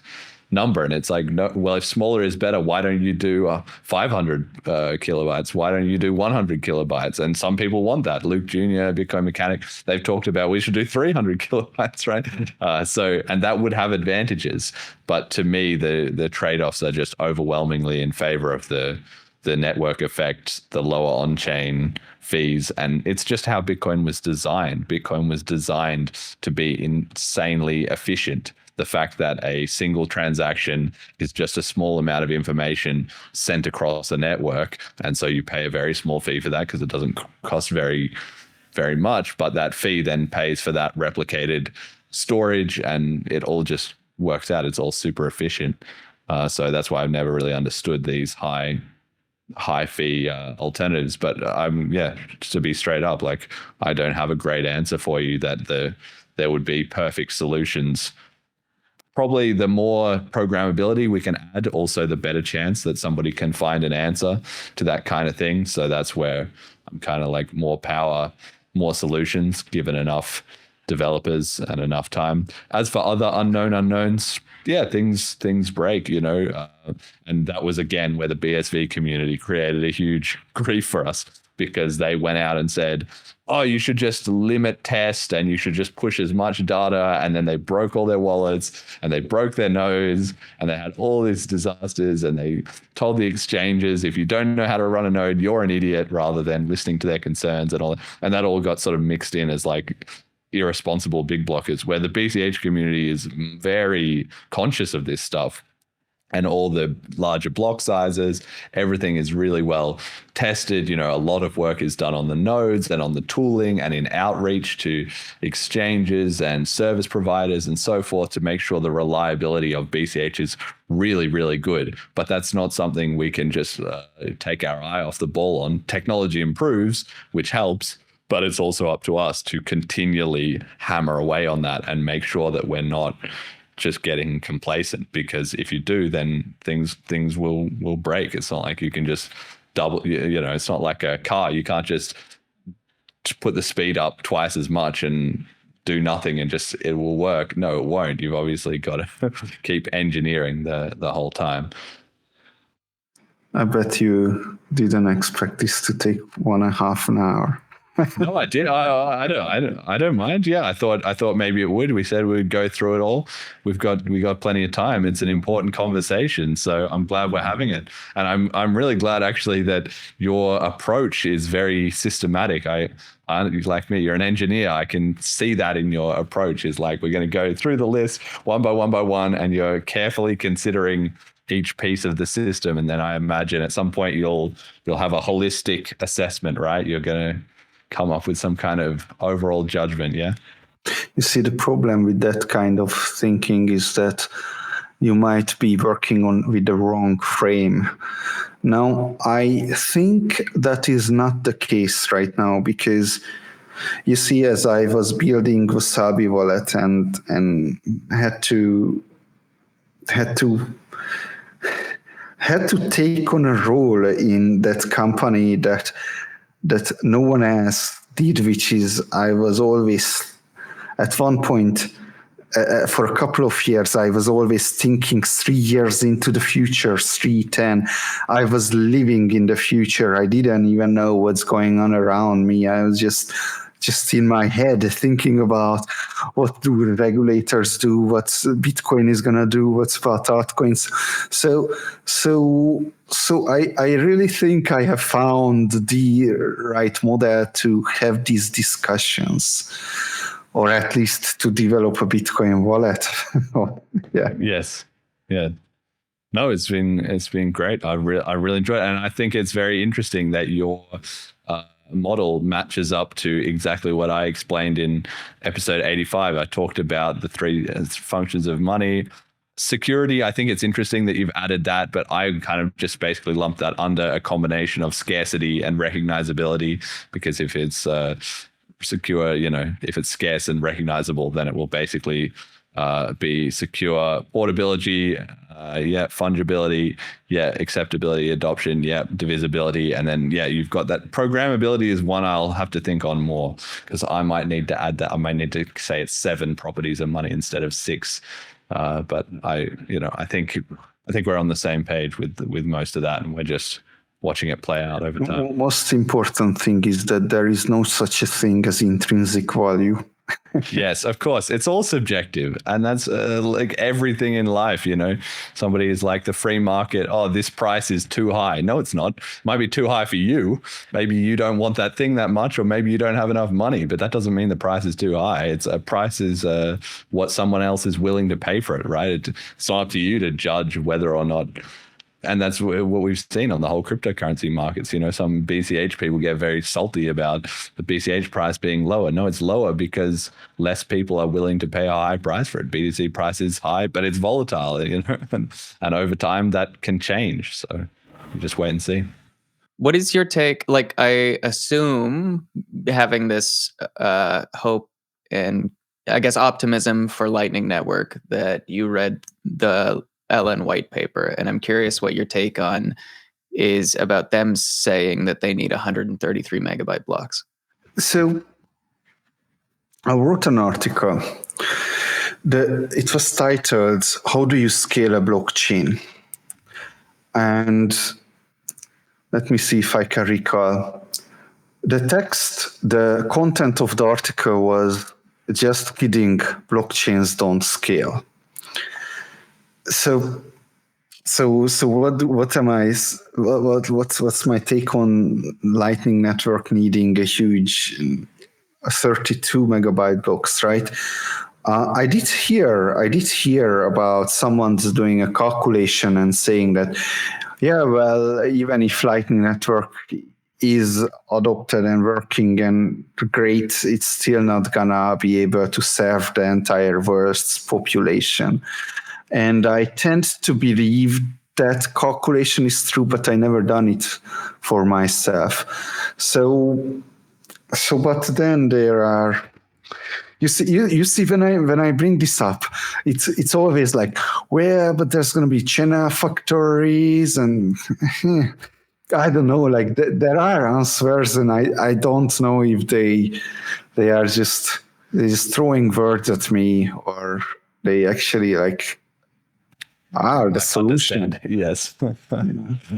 Yeah. Well, there's I have this meme which I really like I've referenced it before on this show, that I think the BTC community is a bit prone to that kind of word salad attack, where you can see they don't want to talk about BCH, but they'll talk about anything else. They'll talk about BitVM, drive chains, Lightning Network, Arc, channel factories, coin pools like Litecoin, different custodians, eCash, Fedi mints. Like, it's just, you just receive this like overwhelming tidal wave of like one-line things that you don't have time to look into, but everybody is sure that that's going to be the fix and whatever. And then in 6 months' time, it didn't really work out. We found there were some other problems with it.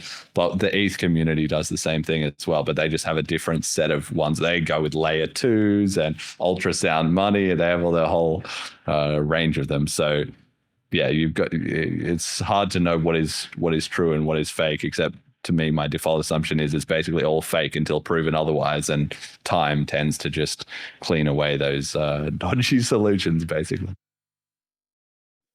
Well, I do have a feeling that innovation kind of stuck on Bitcoin lately, but maybe not even just on Bitcoin, maybe on all the cryptocurrency stuff. But we have to remember that innovation is not linear. It's like a long time nothing happens, maybe some improvement, and then Bitcoin comes along and innovation of money. So I think we need a big innovation like that to reinvigorate the cryptocurrency space. And I have a dream, like how I am going to achieve that. But that's not going to be anytime soon. So just quickly, so firstly, I need $1 billion. And if I have $1 billion as cash, not like company stock or no, like personal cash. And if I have $1 billion, then I am 99% sure that I can build something on top of Bitcoin in complete stealth mode within a year with a bunch of developers that is going to be instant, anonymous, and keeps all the properties that we just talked about. Now, and then if actually, if someone creates such a system that is anonymous, instant, and almost free, then there is, and keeps all the Bitcoin properties, then there is no way that thing is not going to take over the world within half a year like ChatGPT did. Yes. So that's my plan. And now the question is, how am I going to make $1 billion? Michael Saylor, get him on the phone. Michael Saylor, what's going on, buddy? I got an idea. I want to pitch this. Have you tried that?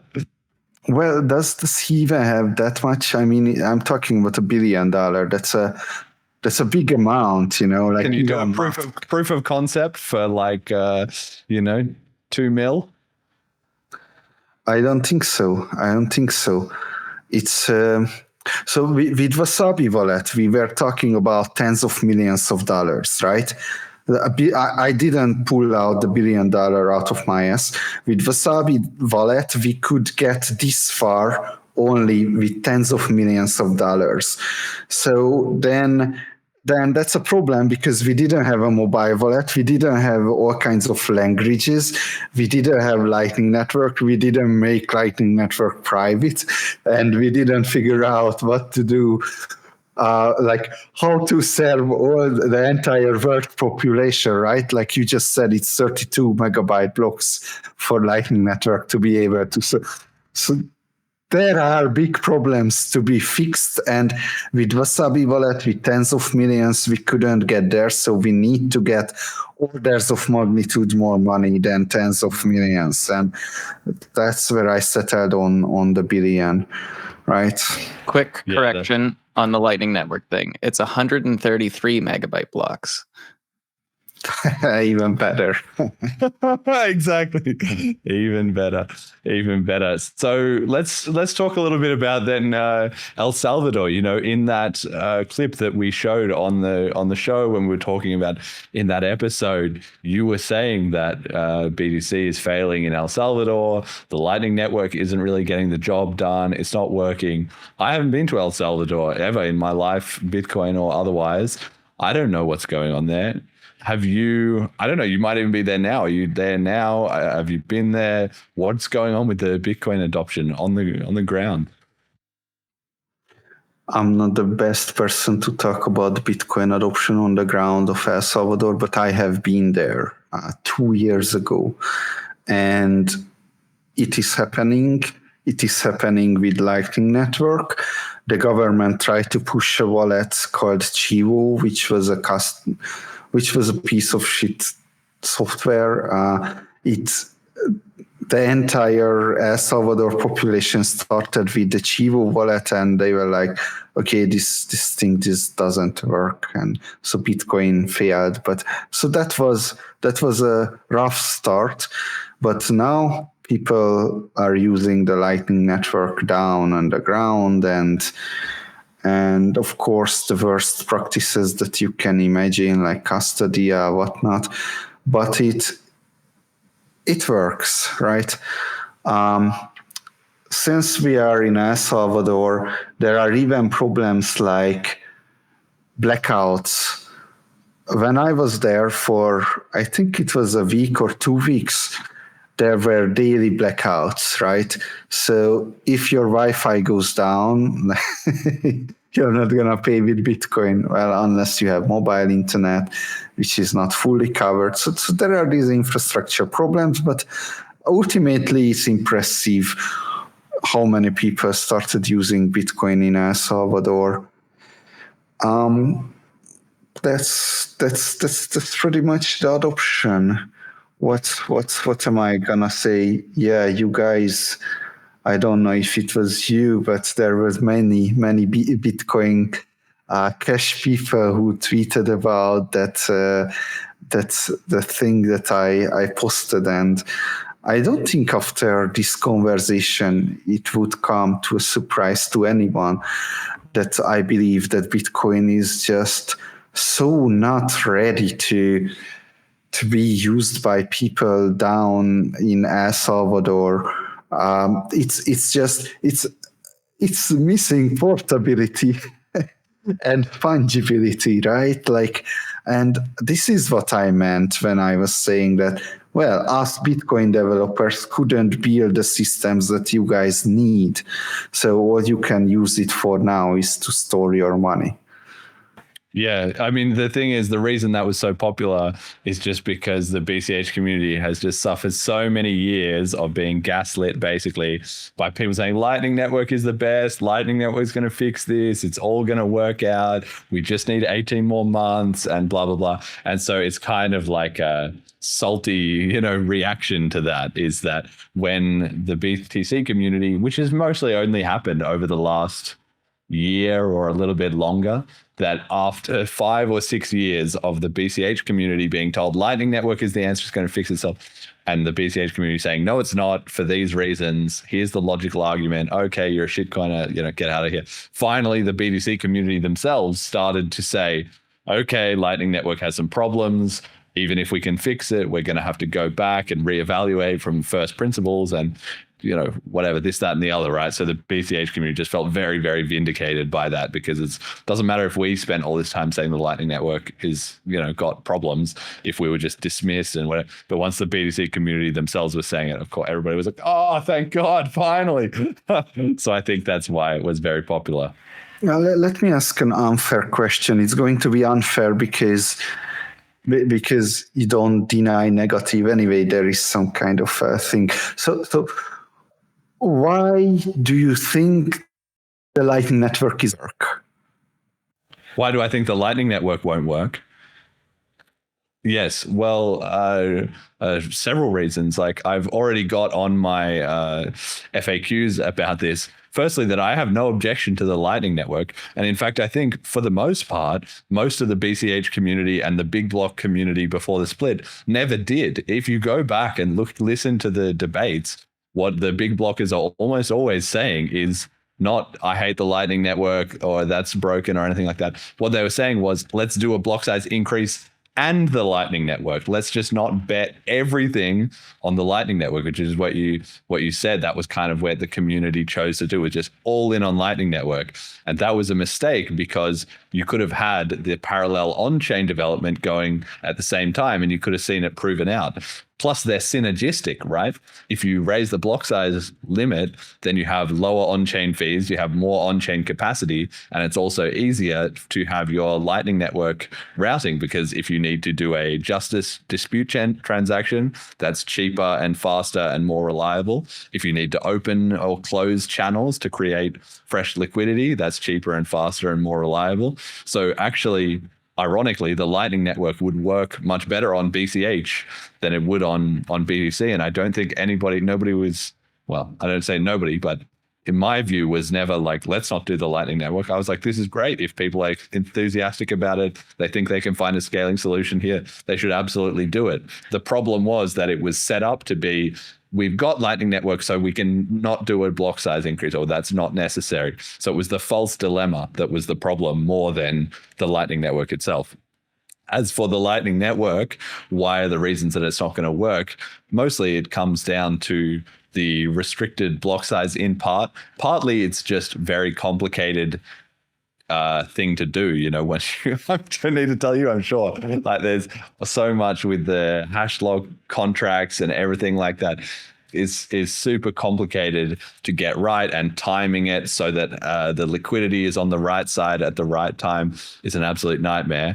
The routing of liquidity along a Lightning Network channel at scale is also a really, really difficult computer science problem, and that was obvious from the start. If I've linked up to Jet and then Jet is linked up to you, and then the more people you add and the more links, because you don't have a live status of the entire network, it's very difficult to figure out a route. And then even once you do figure out a route, it's very fragile, right? Only one link has to be broken because somebody else already moved the liquidity, and now your whole thing is screwed. So that's kind of a poor design compared to the layer one Bitcoin network, which is simple. It's just a flood network. You just send it out to everyone and everyone gets all the info. It's very simple and reliable. So that was a problem. Then you have the problem of the like I said, with the on-chain fees in an environment with rising fees, then that makes putting money in liquidity hard to do because it's expensive. It makes closing them cooperatively expensive. So that also captures people into the Lightning Network. And it's super bad for justice transactions, because if somebody is scamming you, especially in a scenario where the fees are floating, if the fees rise, then that's a perfect opportunity for them to scam you, because if the amount is lower than the fee, they can't close to settle the channel back to themselves, because it would cost them more than they've lost. So if your channel balance is less than $50 and fees hit $50, then whoever can scam the money right then. It's a perfect opportunity. So the reliable base chain and the fluctuating fees all has huge knock-on effects for Lightning Network. And then you also have the fact that it's just splitting the network effect, right? Because it's taking away developer mind share. If everybody in BTC, which is what happened, gets really excited about Lightning Network and all the VC money goes into it and all the developers are there and all the podcasts are talking about it and so forth, well, then everybody neglects the on-chain scaling, looking into infrastructure like Fulcrum, indexes. That same time and effort and money, some of it could go into Lightning Network. But if you bet everything on Lightning Network, then in the last, 7 years has elapsed and very little has been done to improve the layer one, because everybody got excited about the layer two. Ironically, that's the same thing that's happening in ETH, right? Is now everybody stopped caring about the layer one so much. Now they all care about the layer two. It's the same thing. So once you put all the resources there, then you grind your layer one development to a halt, whereas the BCH community just kept improving on the layer one like the whole time, and you can't get those 7 years back. So I don't know. That's a few problems. It's also just confusing to explain to people, okay, we spent all this time trying to get everyone okay with the idea of Bitcoin. And then as soon as they started to get it, now you have to explain to them about the Lightning Network. It was also a problem because it reinforced all these false beliefs about nodes. So I think what your point, one of your point is that the on-chain fees leak onto the Lightning Network to be they paid. cause problems. Yeah. They cause problems. Yeah. And there were things about complexity, which is like, I don't like that, because as developer, all we are doing is to abstract away complexity from other people. So it's like, you look at me like we can see each other, yet you are like thousands of miles away, but Yes. the complexity is being abstracted away here. But Yes. Of course, sometimes you encounter complexity that gets you fucked, and that's not good. And I think at this point we don't know if there is such a complexity that completely messes up the user experience or not. But the on-chain fees leaking to the Lightning Network is interesting, because something was in my mind. I just couldn't put this into words yet. So that could well be a bigger problem than I was aware of, for sure. Any thoughts on the misallocation of resources? And I mean that both in terms of like VC money developer time and also community mindshare, right? Everybody got super excited about Lightning Network. So they all in on that. And then very few people were working away on the L1. And that's also reinforced this whole culture of you've got to run your own nodes, which is a good thing. It's good. People are learning to run their own nodes and blah, blah, blah. But they did all that. And then now they had to run their own Lightning nodes as well. And there's just so much mess around that. You can see all the time on the forum, somebody trying to figure it out. My Lightning network is broken, my node, blah, blah, blah, blah, blah. Any thoughts on that being a kind of distraction and a lost opportunity cost? So, firstly, there is misallocation of resources in terms of, let's say, privacy developers go work on Monero instead of Bitcoin, which I believe they should be.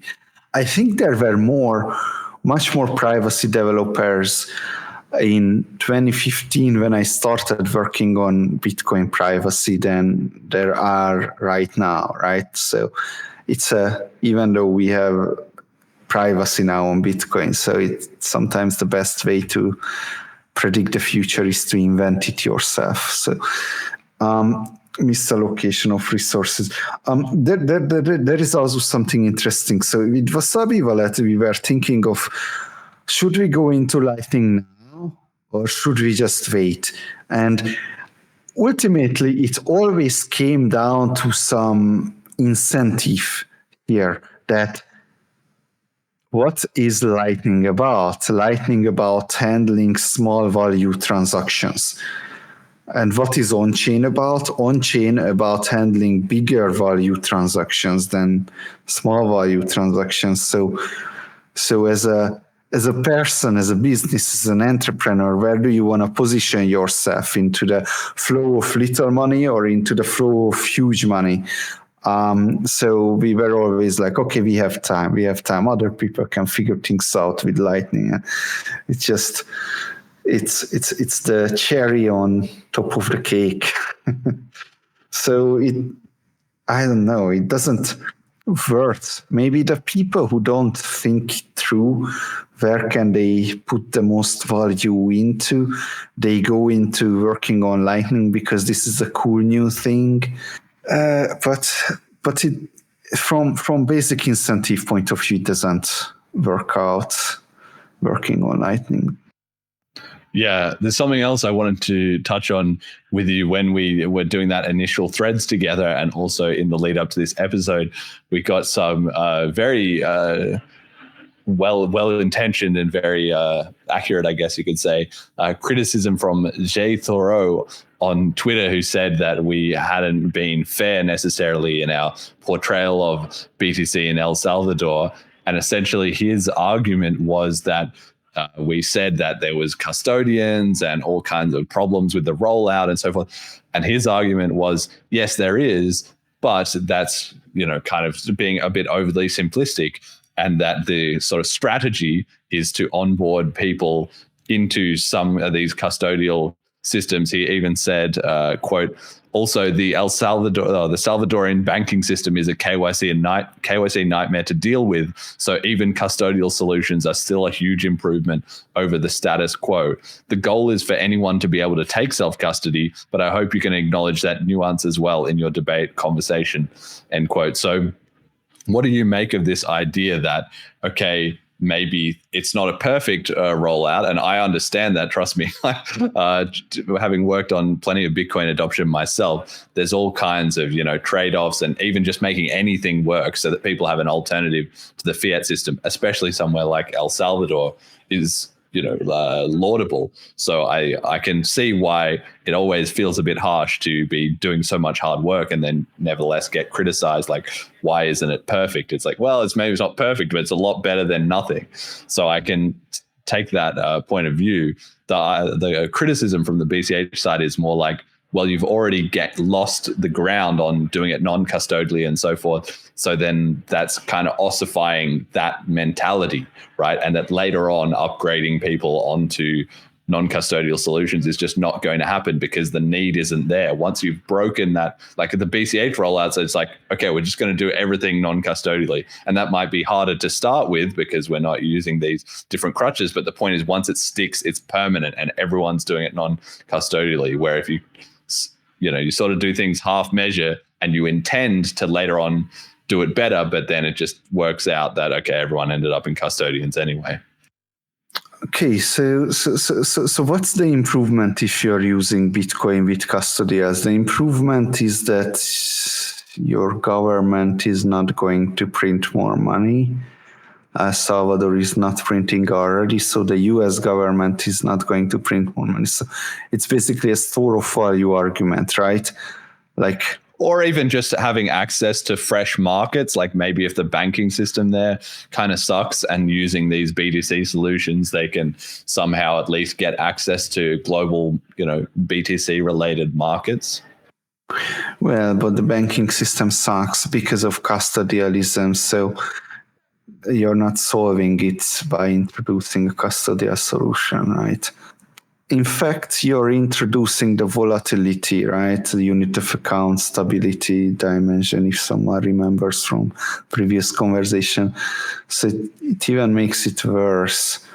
Now, look, I can imagine a custodial solution that I believe if it would take over the world, then I would be happy and content with that, even though it's custodial, which is the eCash route, right? Electronic cash that's anonymous, fast and cheap to send, but it's custodial. Well, it would be still so much more improvement on what we have right now. But just a simple custodial Bitcoin, because it's without the anonymity, right? Like a simple custodial Bitcoin is not much of an improvement, I think. But it's not true that Salvador is custodial. Well, maybe it's true. Maybe it's true that they are using Bitcoin dominantly in a custodial way. Even though I hear a lot of Lightning usage and I wonder how much is that, like advertisement, or some might call it propaganda. Yeah, it's a good question. I'm actually not sure. Well, okay. One more thing there. You mentioned that non-custodiality, like if we start with custodial, then we are not going to change to non-custodial later. But you could, but people just tend to, once something's good enough, they just stop. They don't keep motivated to do something more difficult, right? But if that is the case, then that just means non-custodiality doesn't matter enough. It's too weak of a differentiator. It's not helping the user that much to matter. Yeah, that's a good point. But it's like security, like you said, custodians is fine until suddenly it isn't. Everyone's happy using FTX to trade until suddenly they're all fucking wrecked. It's the exact same. Like everyone's security. everyone's happy. Yeah, exactly. Everyone's happy enough, with their custodial half-working solutions in El Salvador until maybe, I don't know, maybe not, in a year's time, in 3 years' time, at some point, that maybe they just all get rugged, and then it will be like, shit, I wish we'd just done it the non-custodial way to start with. But then they learned.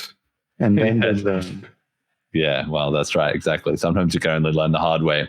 So speaking of that, let's get on to somebody who's learning. John Carvalho. I love this. All right, let me just read this out. Regular listeners to the show will know John Carvalho, and he made a big Twitter post recently with some updated thoughts he was having. Quote, "The only reason zero conf payments stopped being an option for merchants and users is Bitcoin Core, which has now embedded double spending into the software as a default mode. I think there is a rationale to the idea that miners will always want the highest fee version of a transaction, but I also believe that the mempool network serves both users and miners, and that the mempools should be designed under a philosophy that is trying to fulfill the intent of the user. But I also believe there is a better strategy where we reasonably optimize for quantity of users and the quote-unquote money use case. I think Bitcoiners have it wrong to give in to double spending, and miners have it wrong to prioritize per transaction fees over use cases that would increase Bitcoin's value by velocity and quantity. In reality, replace by fee is no more enforceable than zero-conf anyway. This is evidenced by the transaction accelerators and direct submission services, and for inclusion of non-standard transactions. A motivated company could make deals with miners and pools to support other ways of handling transactions, like zeroconf, further fragmenting mempools. But at this point, it is quite clear that the prevailing culture of Bitcoin Core and social Bitcoiners is number go up at all costs. So I'm not sure it is worth arguing for Bitcoin as money anymore. The design Bitcoiners want today seems to be an updated banking system where people can't afford to pay on-chain.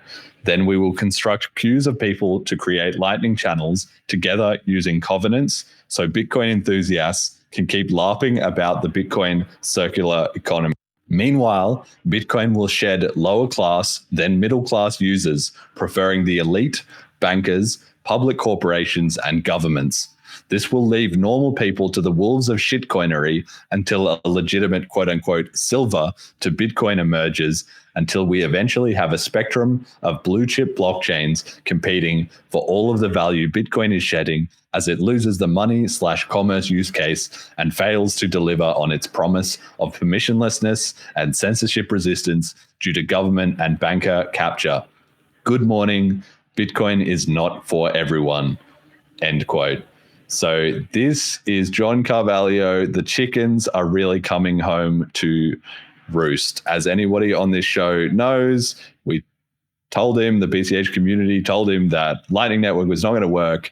And then after many years, he capitulated and said, okay, it's got a lot more problems than I thought. The BCH community told him for many years that replace by fee was a stupid idea and was going to wreck the ability of everyone to do in-person payments. But he went with the Peter Todd crowd, and Peter Todd has since then now got default full RBF into Bitcoin Core, and so the whole thing is basically permanently sabotaged, which is exactly what everyone told him. So I posted to him and said the same thing I always do, which is he's welcome to come and join us on BCH anytime he wants, because we actually saved Bitcoin. But of course, he's going to have to do some public repentance first, because it's no point in him joining BCH if he doesn't admit, wait, you guys had it right and I had it wrong. Until then, he's just going to keep spinning up new rounds of cope.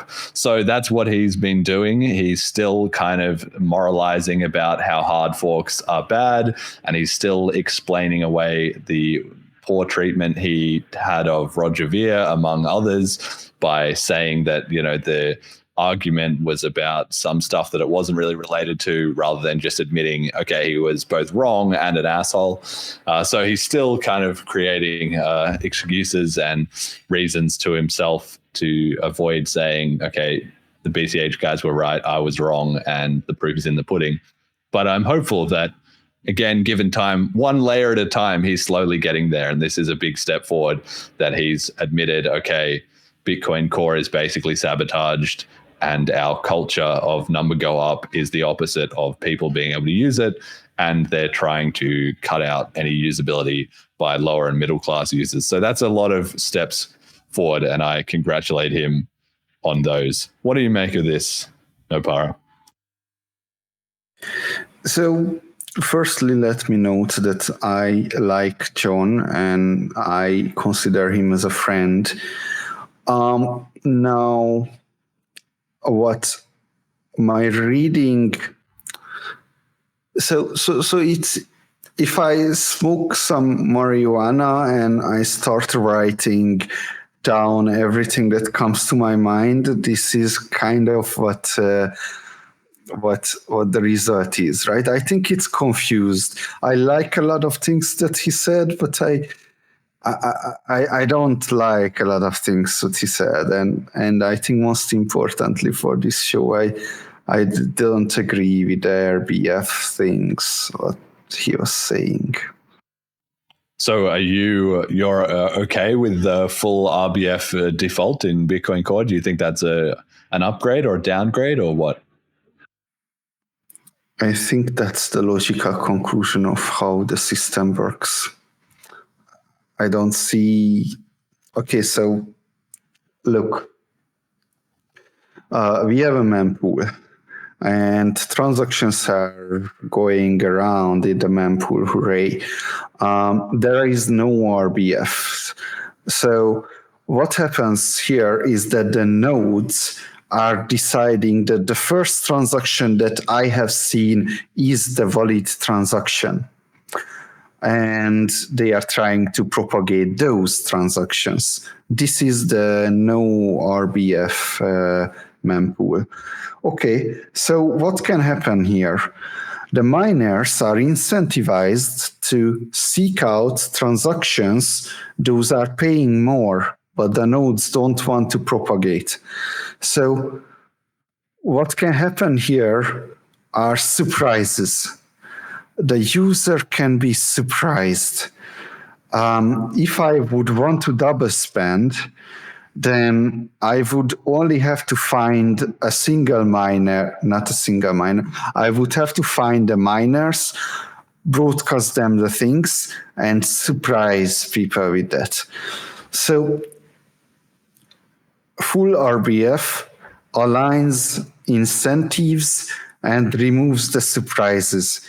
So it is surprising for people that, oh, wow, you can cancel the transactions.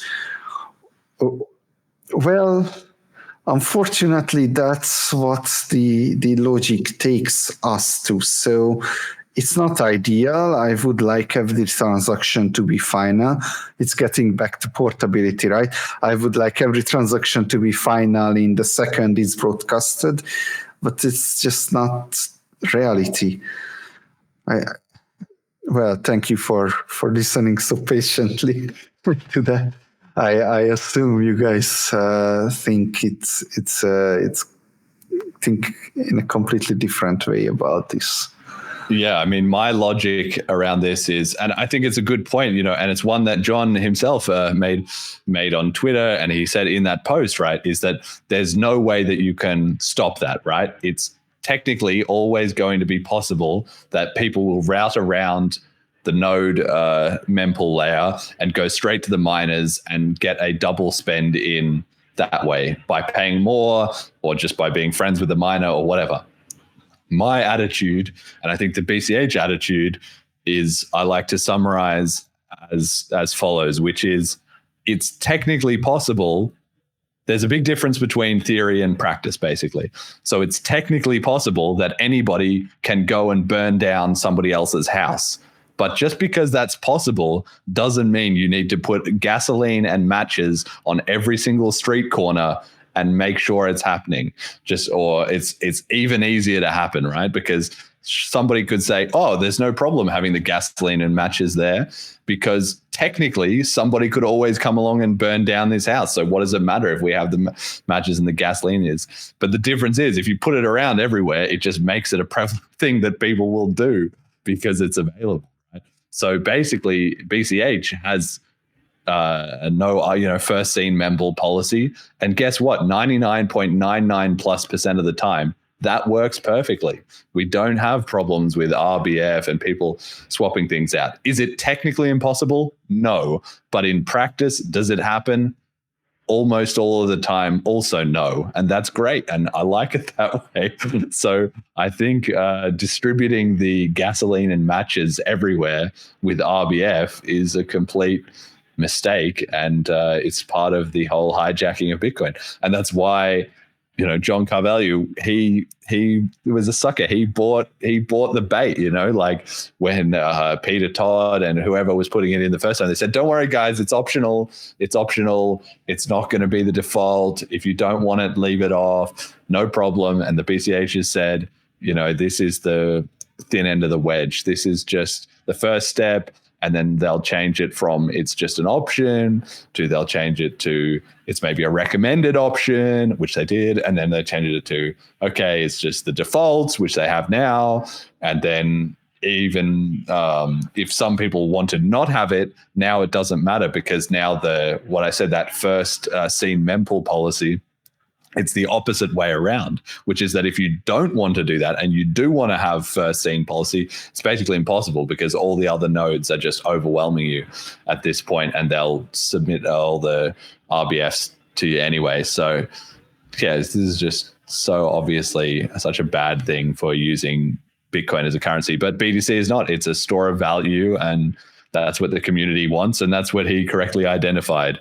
So I think, he's just in a tough spot because his ideology and his thinking is basically one of a Bitcoin casher, and it pretty much always has been.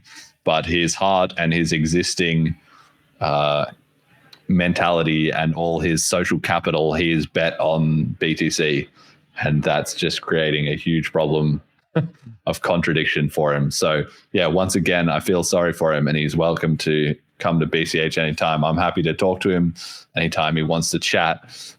But I can tell him it's going to be, I'm not going to be mean or anything, but it's going to be blunt. So he's going to have to be willing to say, yeah, I was wrong about this stuff, because if not, he's going to get absolutely wrecked because I'll just be like, weren't you wrong? And there's no other answer. So I have here a community comment of the week, which kind of illustrates this point. Comes from @Bamski, who said, quote, I would rather see fiat banks around the world become Bitcoin holders and custodians, dump their treasuries and securities, and become less reliant on central banks for international settlement than buy coffee with Bitcoin in a private, censorship-resistant manner, end quote. Now, importantly, this user would, then they said, clarified in the comments, they would prefer for both to be the case. But it's already the case that the BTC community has just essentially given up this whole, we're going to be a bank settlement, we're not going to be an end consumer currency. What started out as a small fringe minority opinion that nobody took seriously has now been slowly psyoped into essentially what a huge chunk of the BTC community believes and advocates for. So I think, this makes sense why this is what John is seeing and others are seeing and are like, where is the Bitcoin that we once remembered? What do you make of this, NoPara? Is that what you're seeing too? Or you think this is still a fringe opinion? I don't know. I disagree with the premise here. It's like we have a choice, It's like... What do you mean? Elaborate. So either private censorship-resistant coffee or banks and whatnot are using it, right? It's a false dilemma. You can try and do both, obviously, but the point is that the community, at least some parts of the BTC community, have now, if it in a hypothetical where it was a false dilemma, they're more on the side of this bank to bank is the priority and the coffee is sort of the bonus, rather than the person-to-person coffee is the priority and the bank settlement is the sort of bonus or unavoidable option, Oh, I see. Well, obviously the coffee is the priority because the bank settlement is already fixed, Sit up. Yes. Okay, interesting. But like if you were given the choice, if in some hypothetical scenario I said you can either make BTC perfect for coffee transactions and terrible for bank-to-bank settlement, or perfect for bank-to-bank settlement and terrible for coffee transactions, which would you pick? Bank settlement. I think there you go. Optimization of value. Interesting. If you want to maximize value created in the world.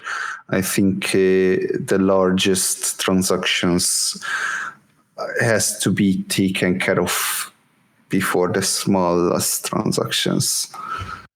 Yeah, it's a reasonable argument. It's the same as it's what we were talking about before with the Pareto distribution. That seems to be a big part of the BTC BCH difference. Is the BTC argument is, well, we want to get the Pareto distribution of the value, and the BCH is basically we want to get the Pareto distribution of the number of transactions, because the more people that are using it, obviously the more end consumers you're touching, the more your network effect is, and so forth, right? So it's just a difference of philosophy there. But you see, that's why it's interesting that you would say the settlements is more important, because I think basically the BCH community would disagree, and that's now why we have two forks and they're competing, because there's two different sets of priorities, which then manifests in everything else. Okay, I'm not sure. Go on. I'm not sure about that, because it's unclear. It's unclear if you guys are making a trade-off here. It might be that settlements are a given for you, even. Okay, let's assume the block size stuff work. It is not impossible the block size increase works out better than anyone have ever thought. Then the settlements is kind of a given. I don't know why. Sorry, I cannot somehow explain it, but I have a big intuition that it is a red herring here. Yeah. I'm not saying that there's like in the end BCH will do both, right? Just like youths would say in the end BTC will do both, once everything's been worked out in the grand picture. So I think we're both aiming for both, but there's a difference in the methodology. Do you prioritize this and then try and fix that? Or do you prioritize this and then try and fix that later? So I think the BCH approach is, if we get all the people in the world trading with coffee, then the banks will obviously have to adopt it. And the BTC approach is the opposite. Is if all the money is going into BTC from the bank settlements, then the end consumers, will get rolled out to them and they will use it too. Right? That's what I'm saying. It's just an interesting, even if the goal is the same, sometimes the journey is different, and sometimes that makes a huge difference, right? So obviously, the journey is the treasure. Yes, exactly.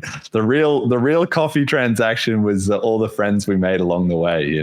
The real Bitcoin was all the podcasts we made along the way. That's the next level of thinking. Nobody else is really using Bitcoin except for the podcasters. That's the next level narrative that nobody started yet. Wait until that kicks in. Forget about Citadel's podcast. That's the way to be. Okay, we got we had a good chat last night to a few of the BTC developers, not including yourself, unfortunately. I don't know if you heard about this or you knew about this, maybe you're busy, I don't know. But anyway, we talked to some of these BTC developers. We've just kept things technical. Callisti organized this space. It went really well, actually. I think it was really interesting. We had a pretty good turnout in terms of listeners, and I think people really enjoyed it. So the link is on the slide if you want to listen to it. It was about 3 hours long. Quite a lot of chat about different elements of BTC and BCH development. But I think the most interesting bit of it, actually, if I had to summarize, was not even in that 3 hours. It was in the lead up where one of the BTC developers, Rearden, was talking to Shinobi and other people on his own space. And he said that he was going to do this space. So we've got a little clip here of what he said in the lead up to the space. Talk to the Bitcoin cashers on Friday. I don't know how that's going to go. The idea here is that we're going to avoid talking about the philosophy of big blocks versus small blocks, and we're going to instead focus on ideas about programming UTXO blockchains based on Bitcoin script. That sounds like a really productive conversation avenue to have with them, and we'll see how that goes. I'm coming. That doesn't require travel and hotels. Yeah. So yeah, join, listen in on that Spaces. I think he's going to be. I've said this before. I kind of loosely friends or acquaintances with the guy who made Satoshi Dice back in the day. He himself is a big blocker. He's also one of the smartest humans I have ever interacted with. And so I think there is an opportunity here potentially for us Bitcoiners to learn from Bitcoin Cash folks, because again, some of them are incredibly smart. And the fact that they have either a socioeconomic background or a gap in their game theory that says they appreciate big blocks does not reduce the value of their intelligence around how to program blockchains. So looking forward to that, even though I have like an emotional block around it that I'm kind of actively trying to overcome that you may hear as I'm talking about it. Oh, dude, there's a good number of fucking like pretty smart Bcashers. It's just the fucking idiots screaming never-endingly, not letting 2017 go, that are fucking morons. Well, and that's what I'm saying. I'm kind of one of those fucking morons. I'm just on the Bitcoin side of it, where it's very hard for me to let that go, but I'm trying because I think there's value there.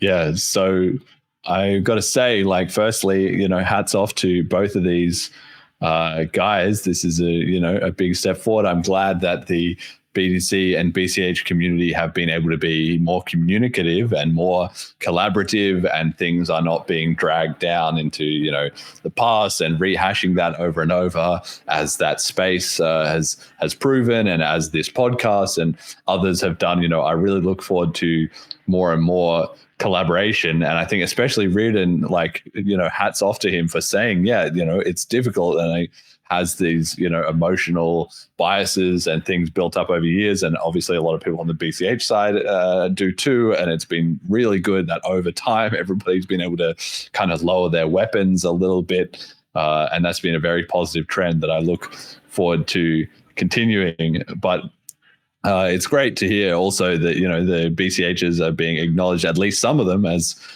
being intelligent rather than sort of demonized as these scams. So that's fantastic.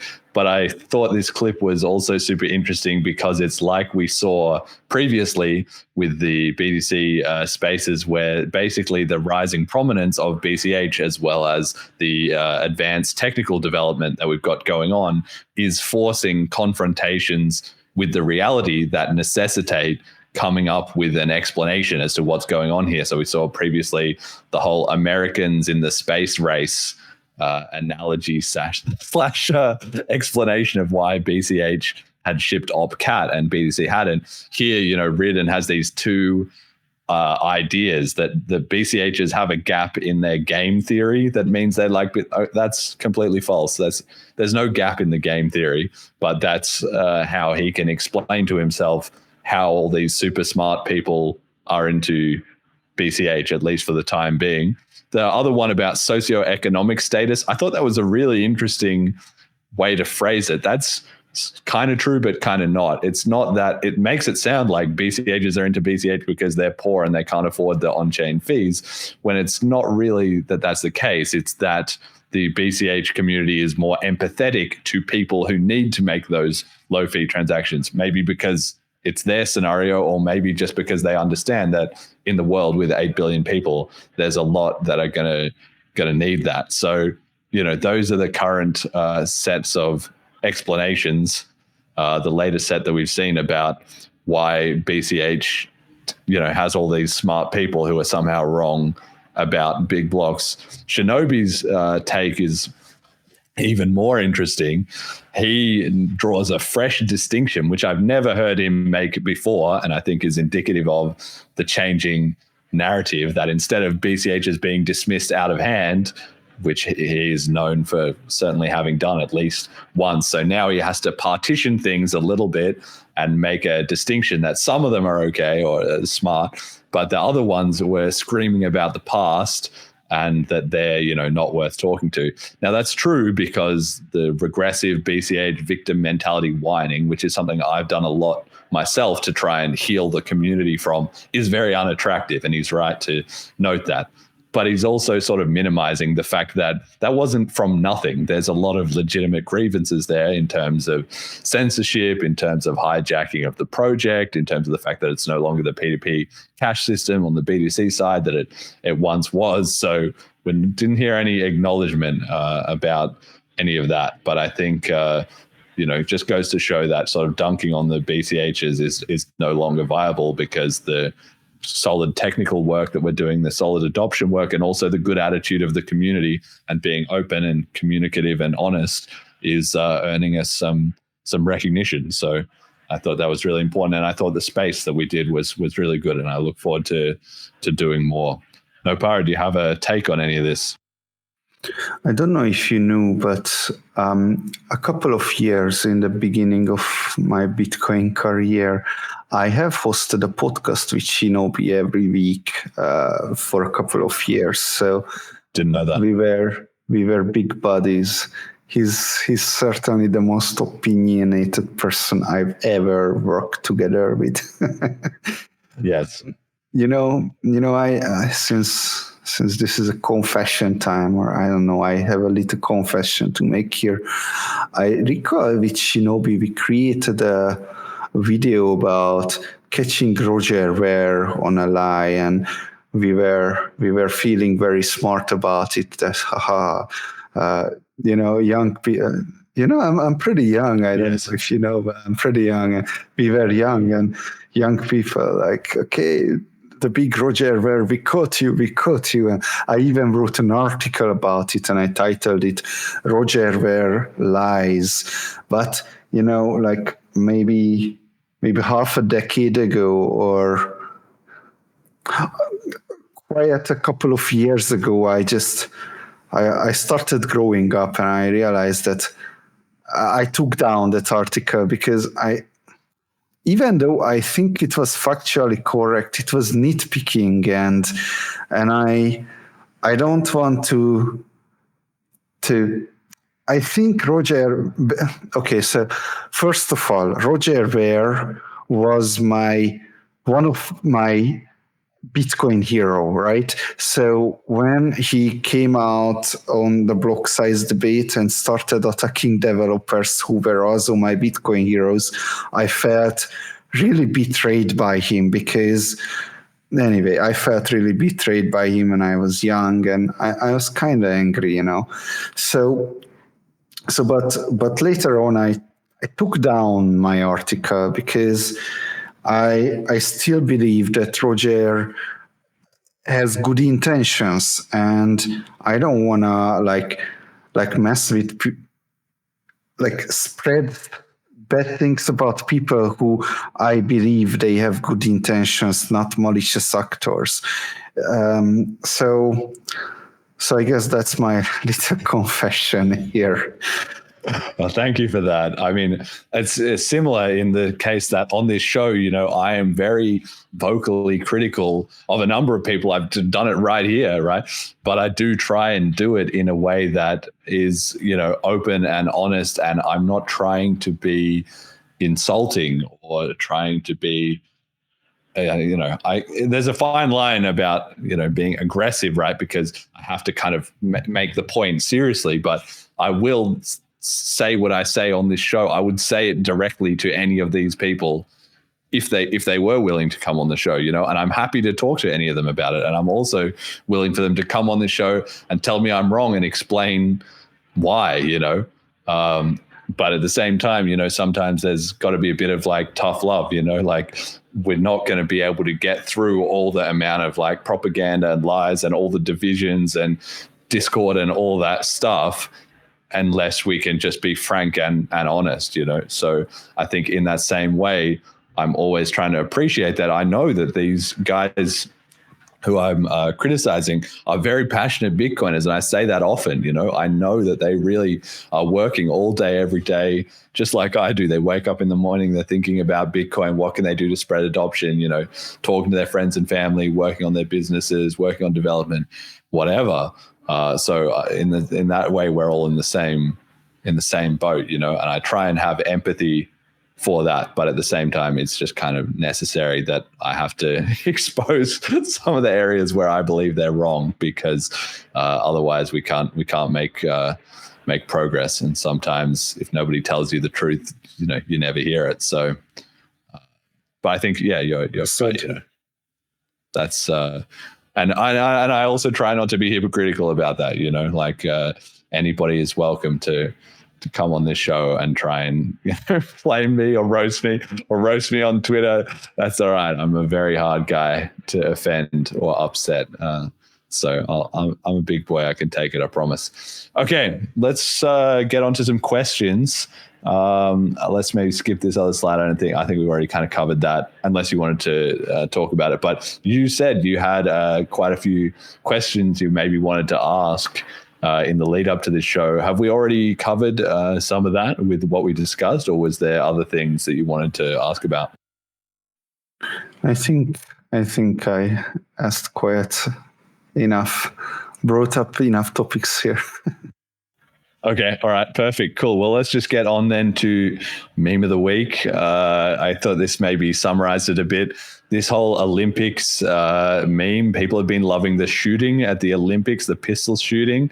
And I don't even know who all these characters are, but there's literally like been about 10 different ones who all have these different insane get-ups, like Dragon Ball Z Vegeta, like eyeglasses and like sniper rifles. And the meme is just this two guys. The top guy is doing like some kind of insane assassin pose lean with his gun and his headband and his eye filter and all that. And then on the right is the BTC logo, like kind of a bit overcomplicated and, making a bit too much of it. And then the lower one is this guy who's been insanely popular from Turkey.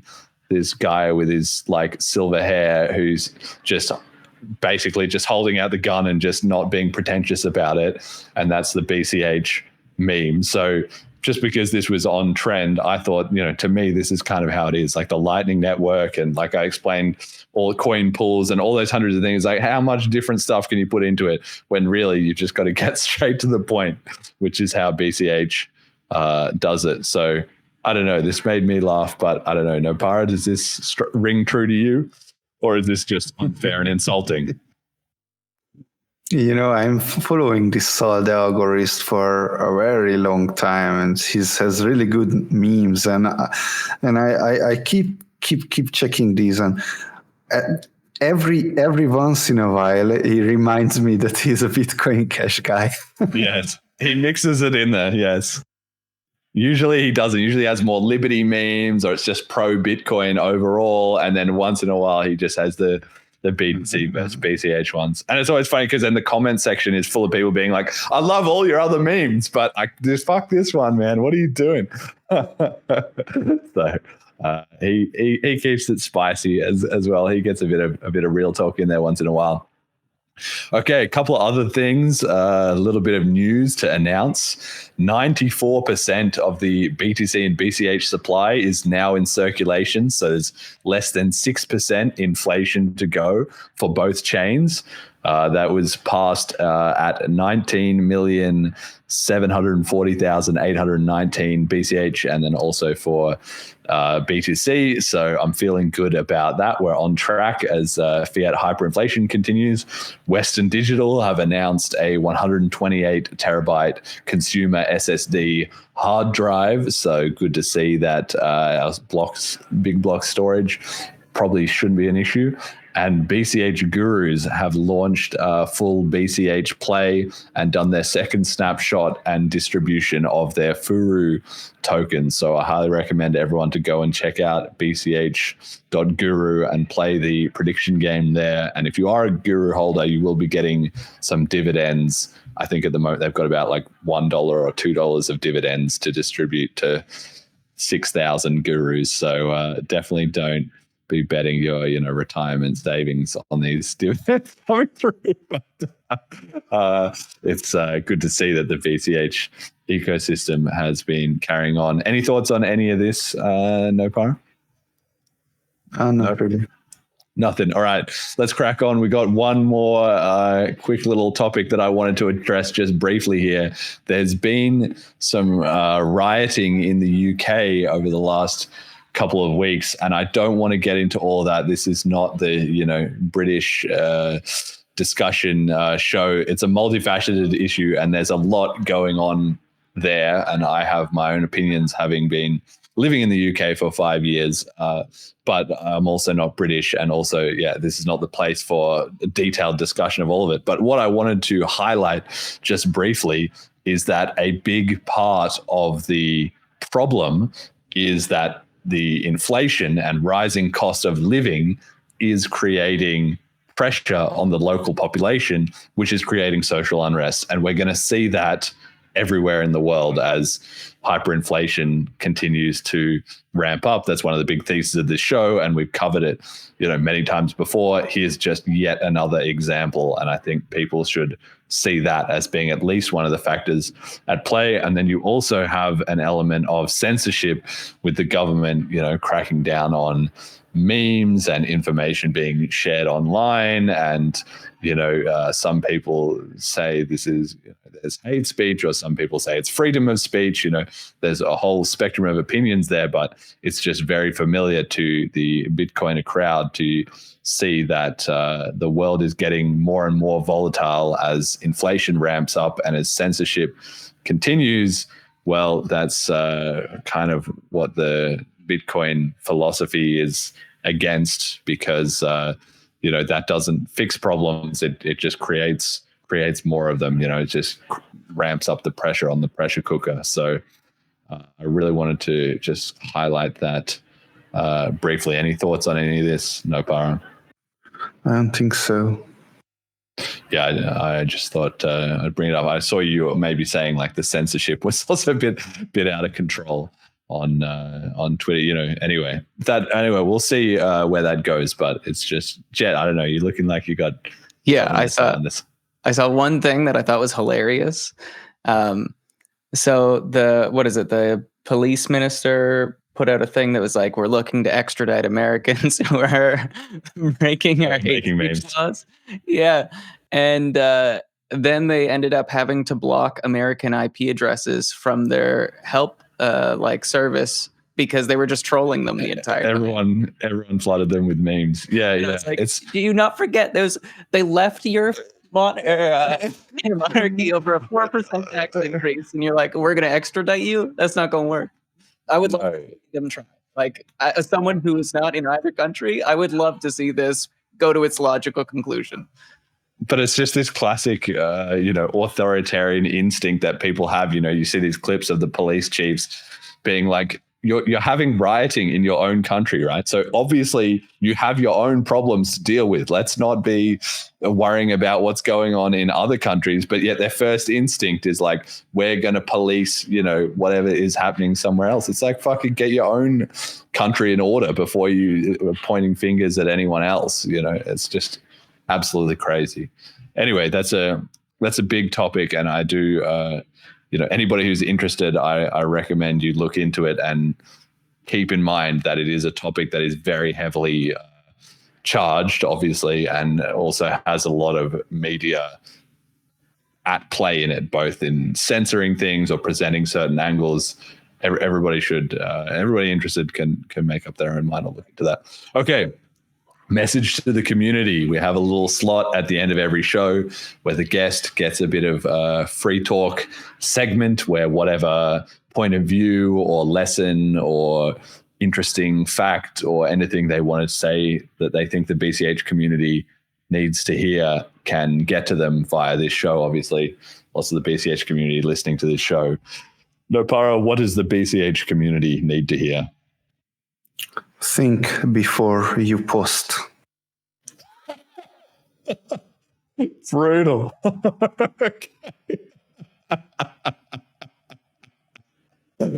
All right. Do you want another bite at it on another topic, or that's it? Nope. That's it. Brilliant. Okay, I love it. Well played, sir.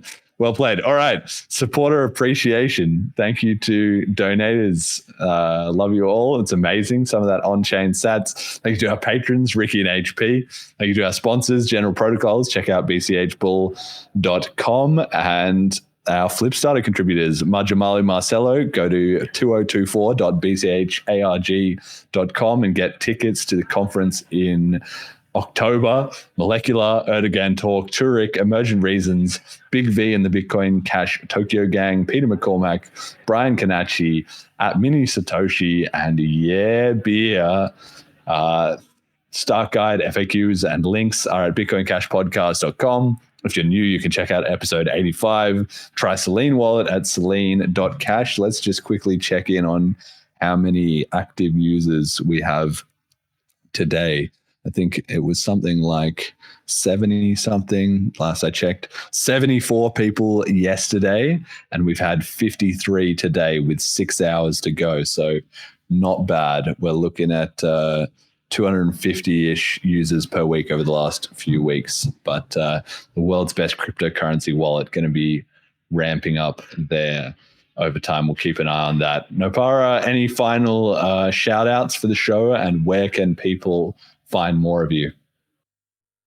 Oh yeah, if you want to stock sats for thousands of years, then check out my YouTube channel, NoPara73, where I'm interviewing the rejuvenation Olympics athletes.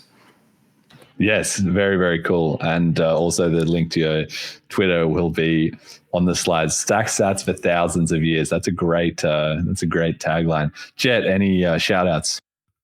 No, I really have. I've just been working for like a month. I haven't done it. Like, I'm so distant. No shout out. Sorry.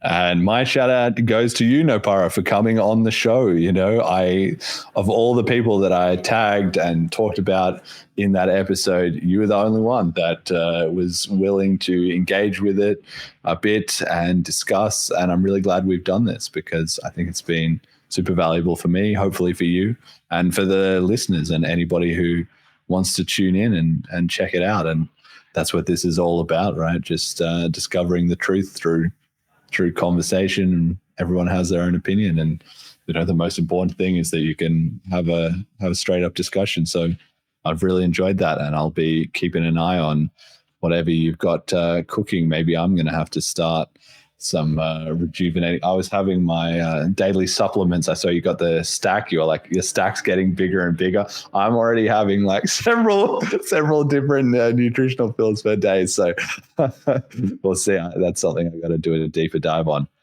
All right, that'll do it for the show. Thank you everyone for listening. Until next time.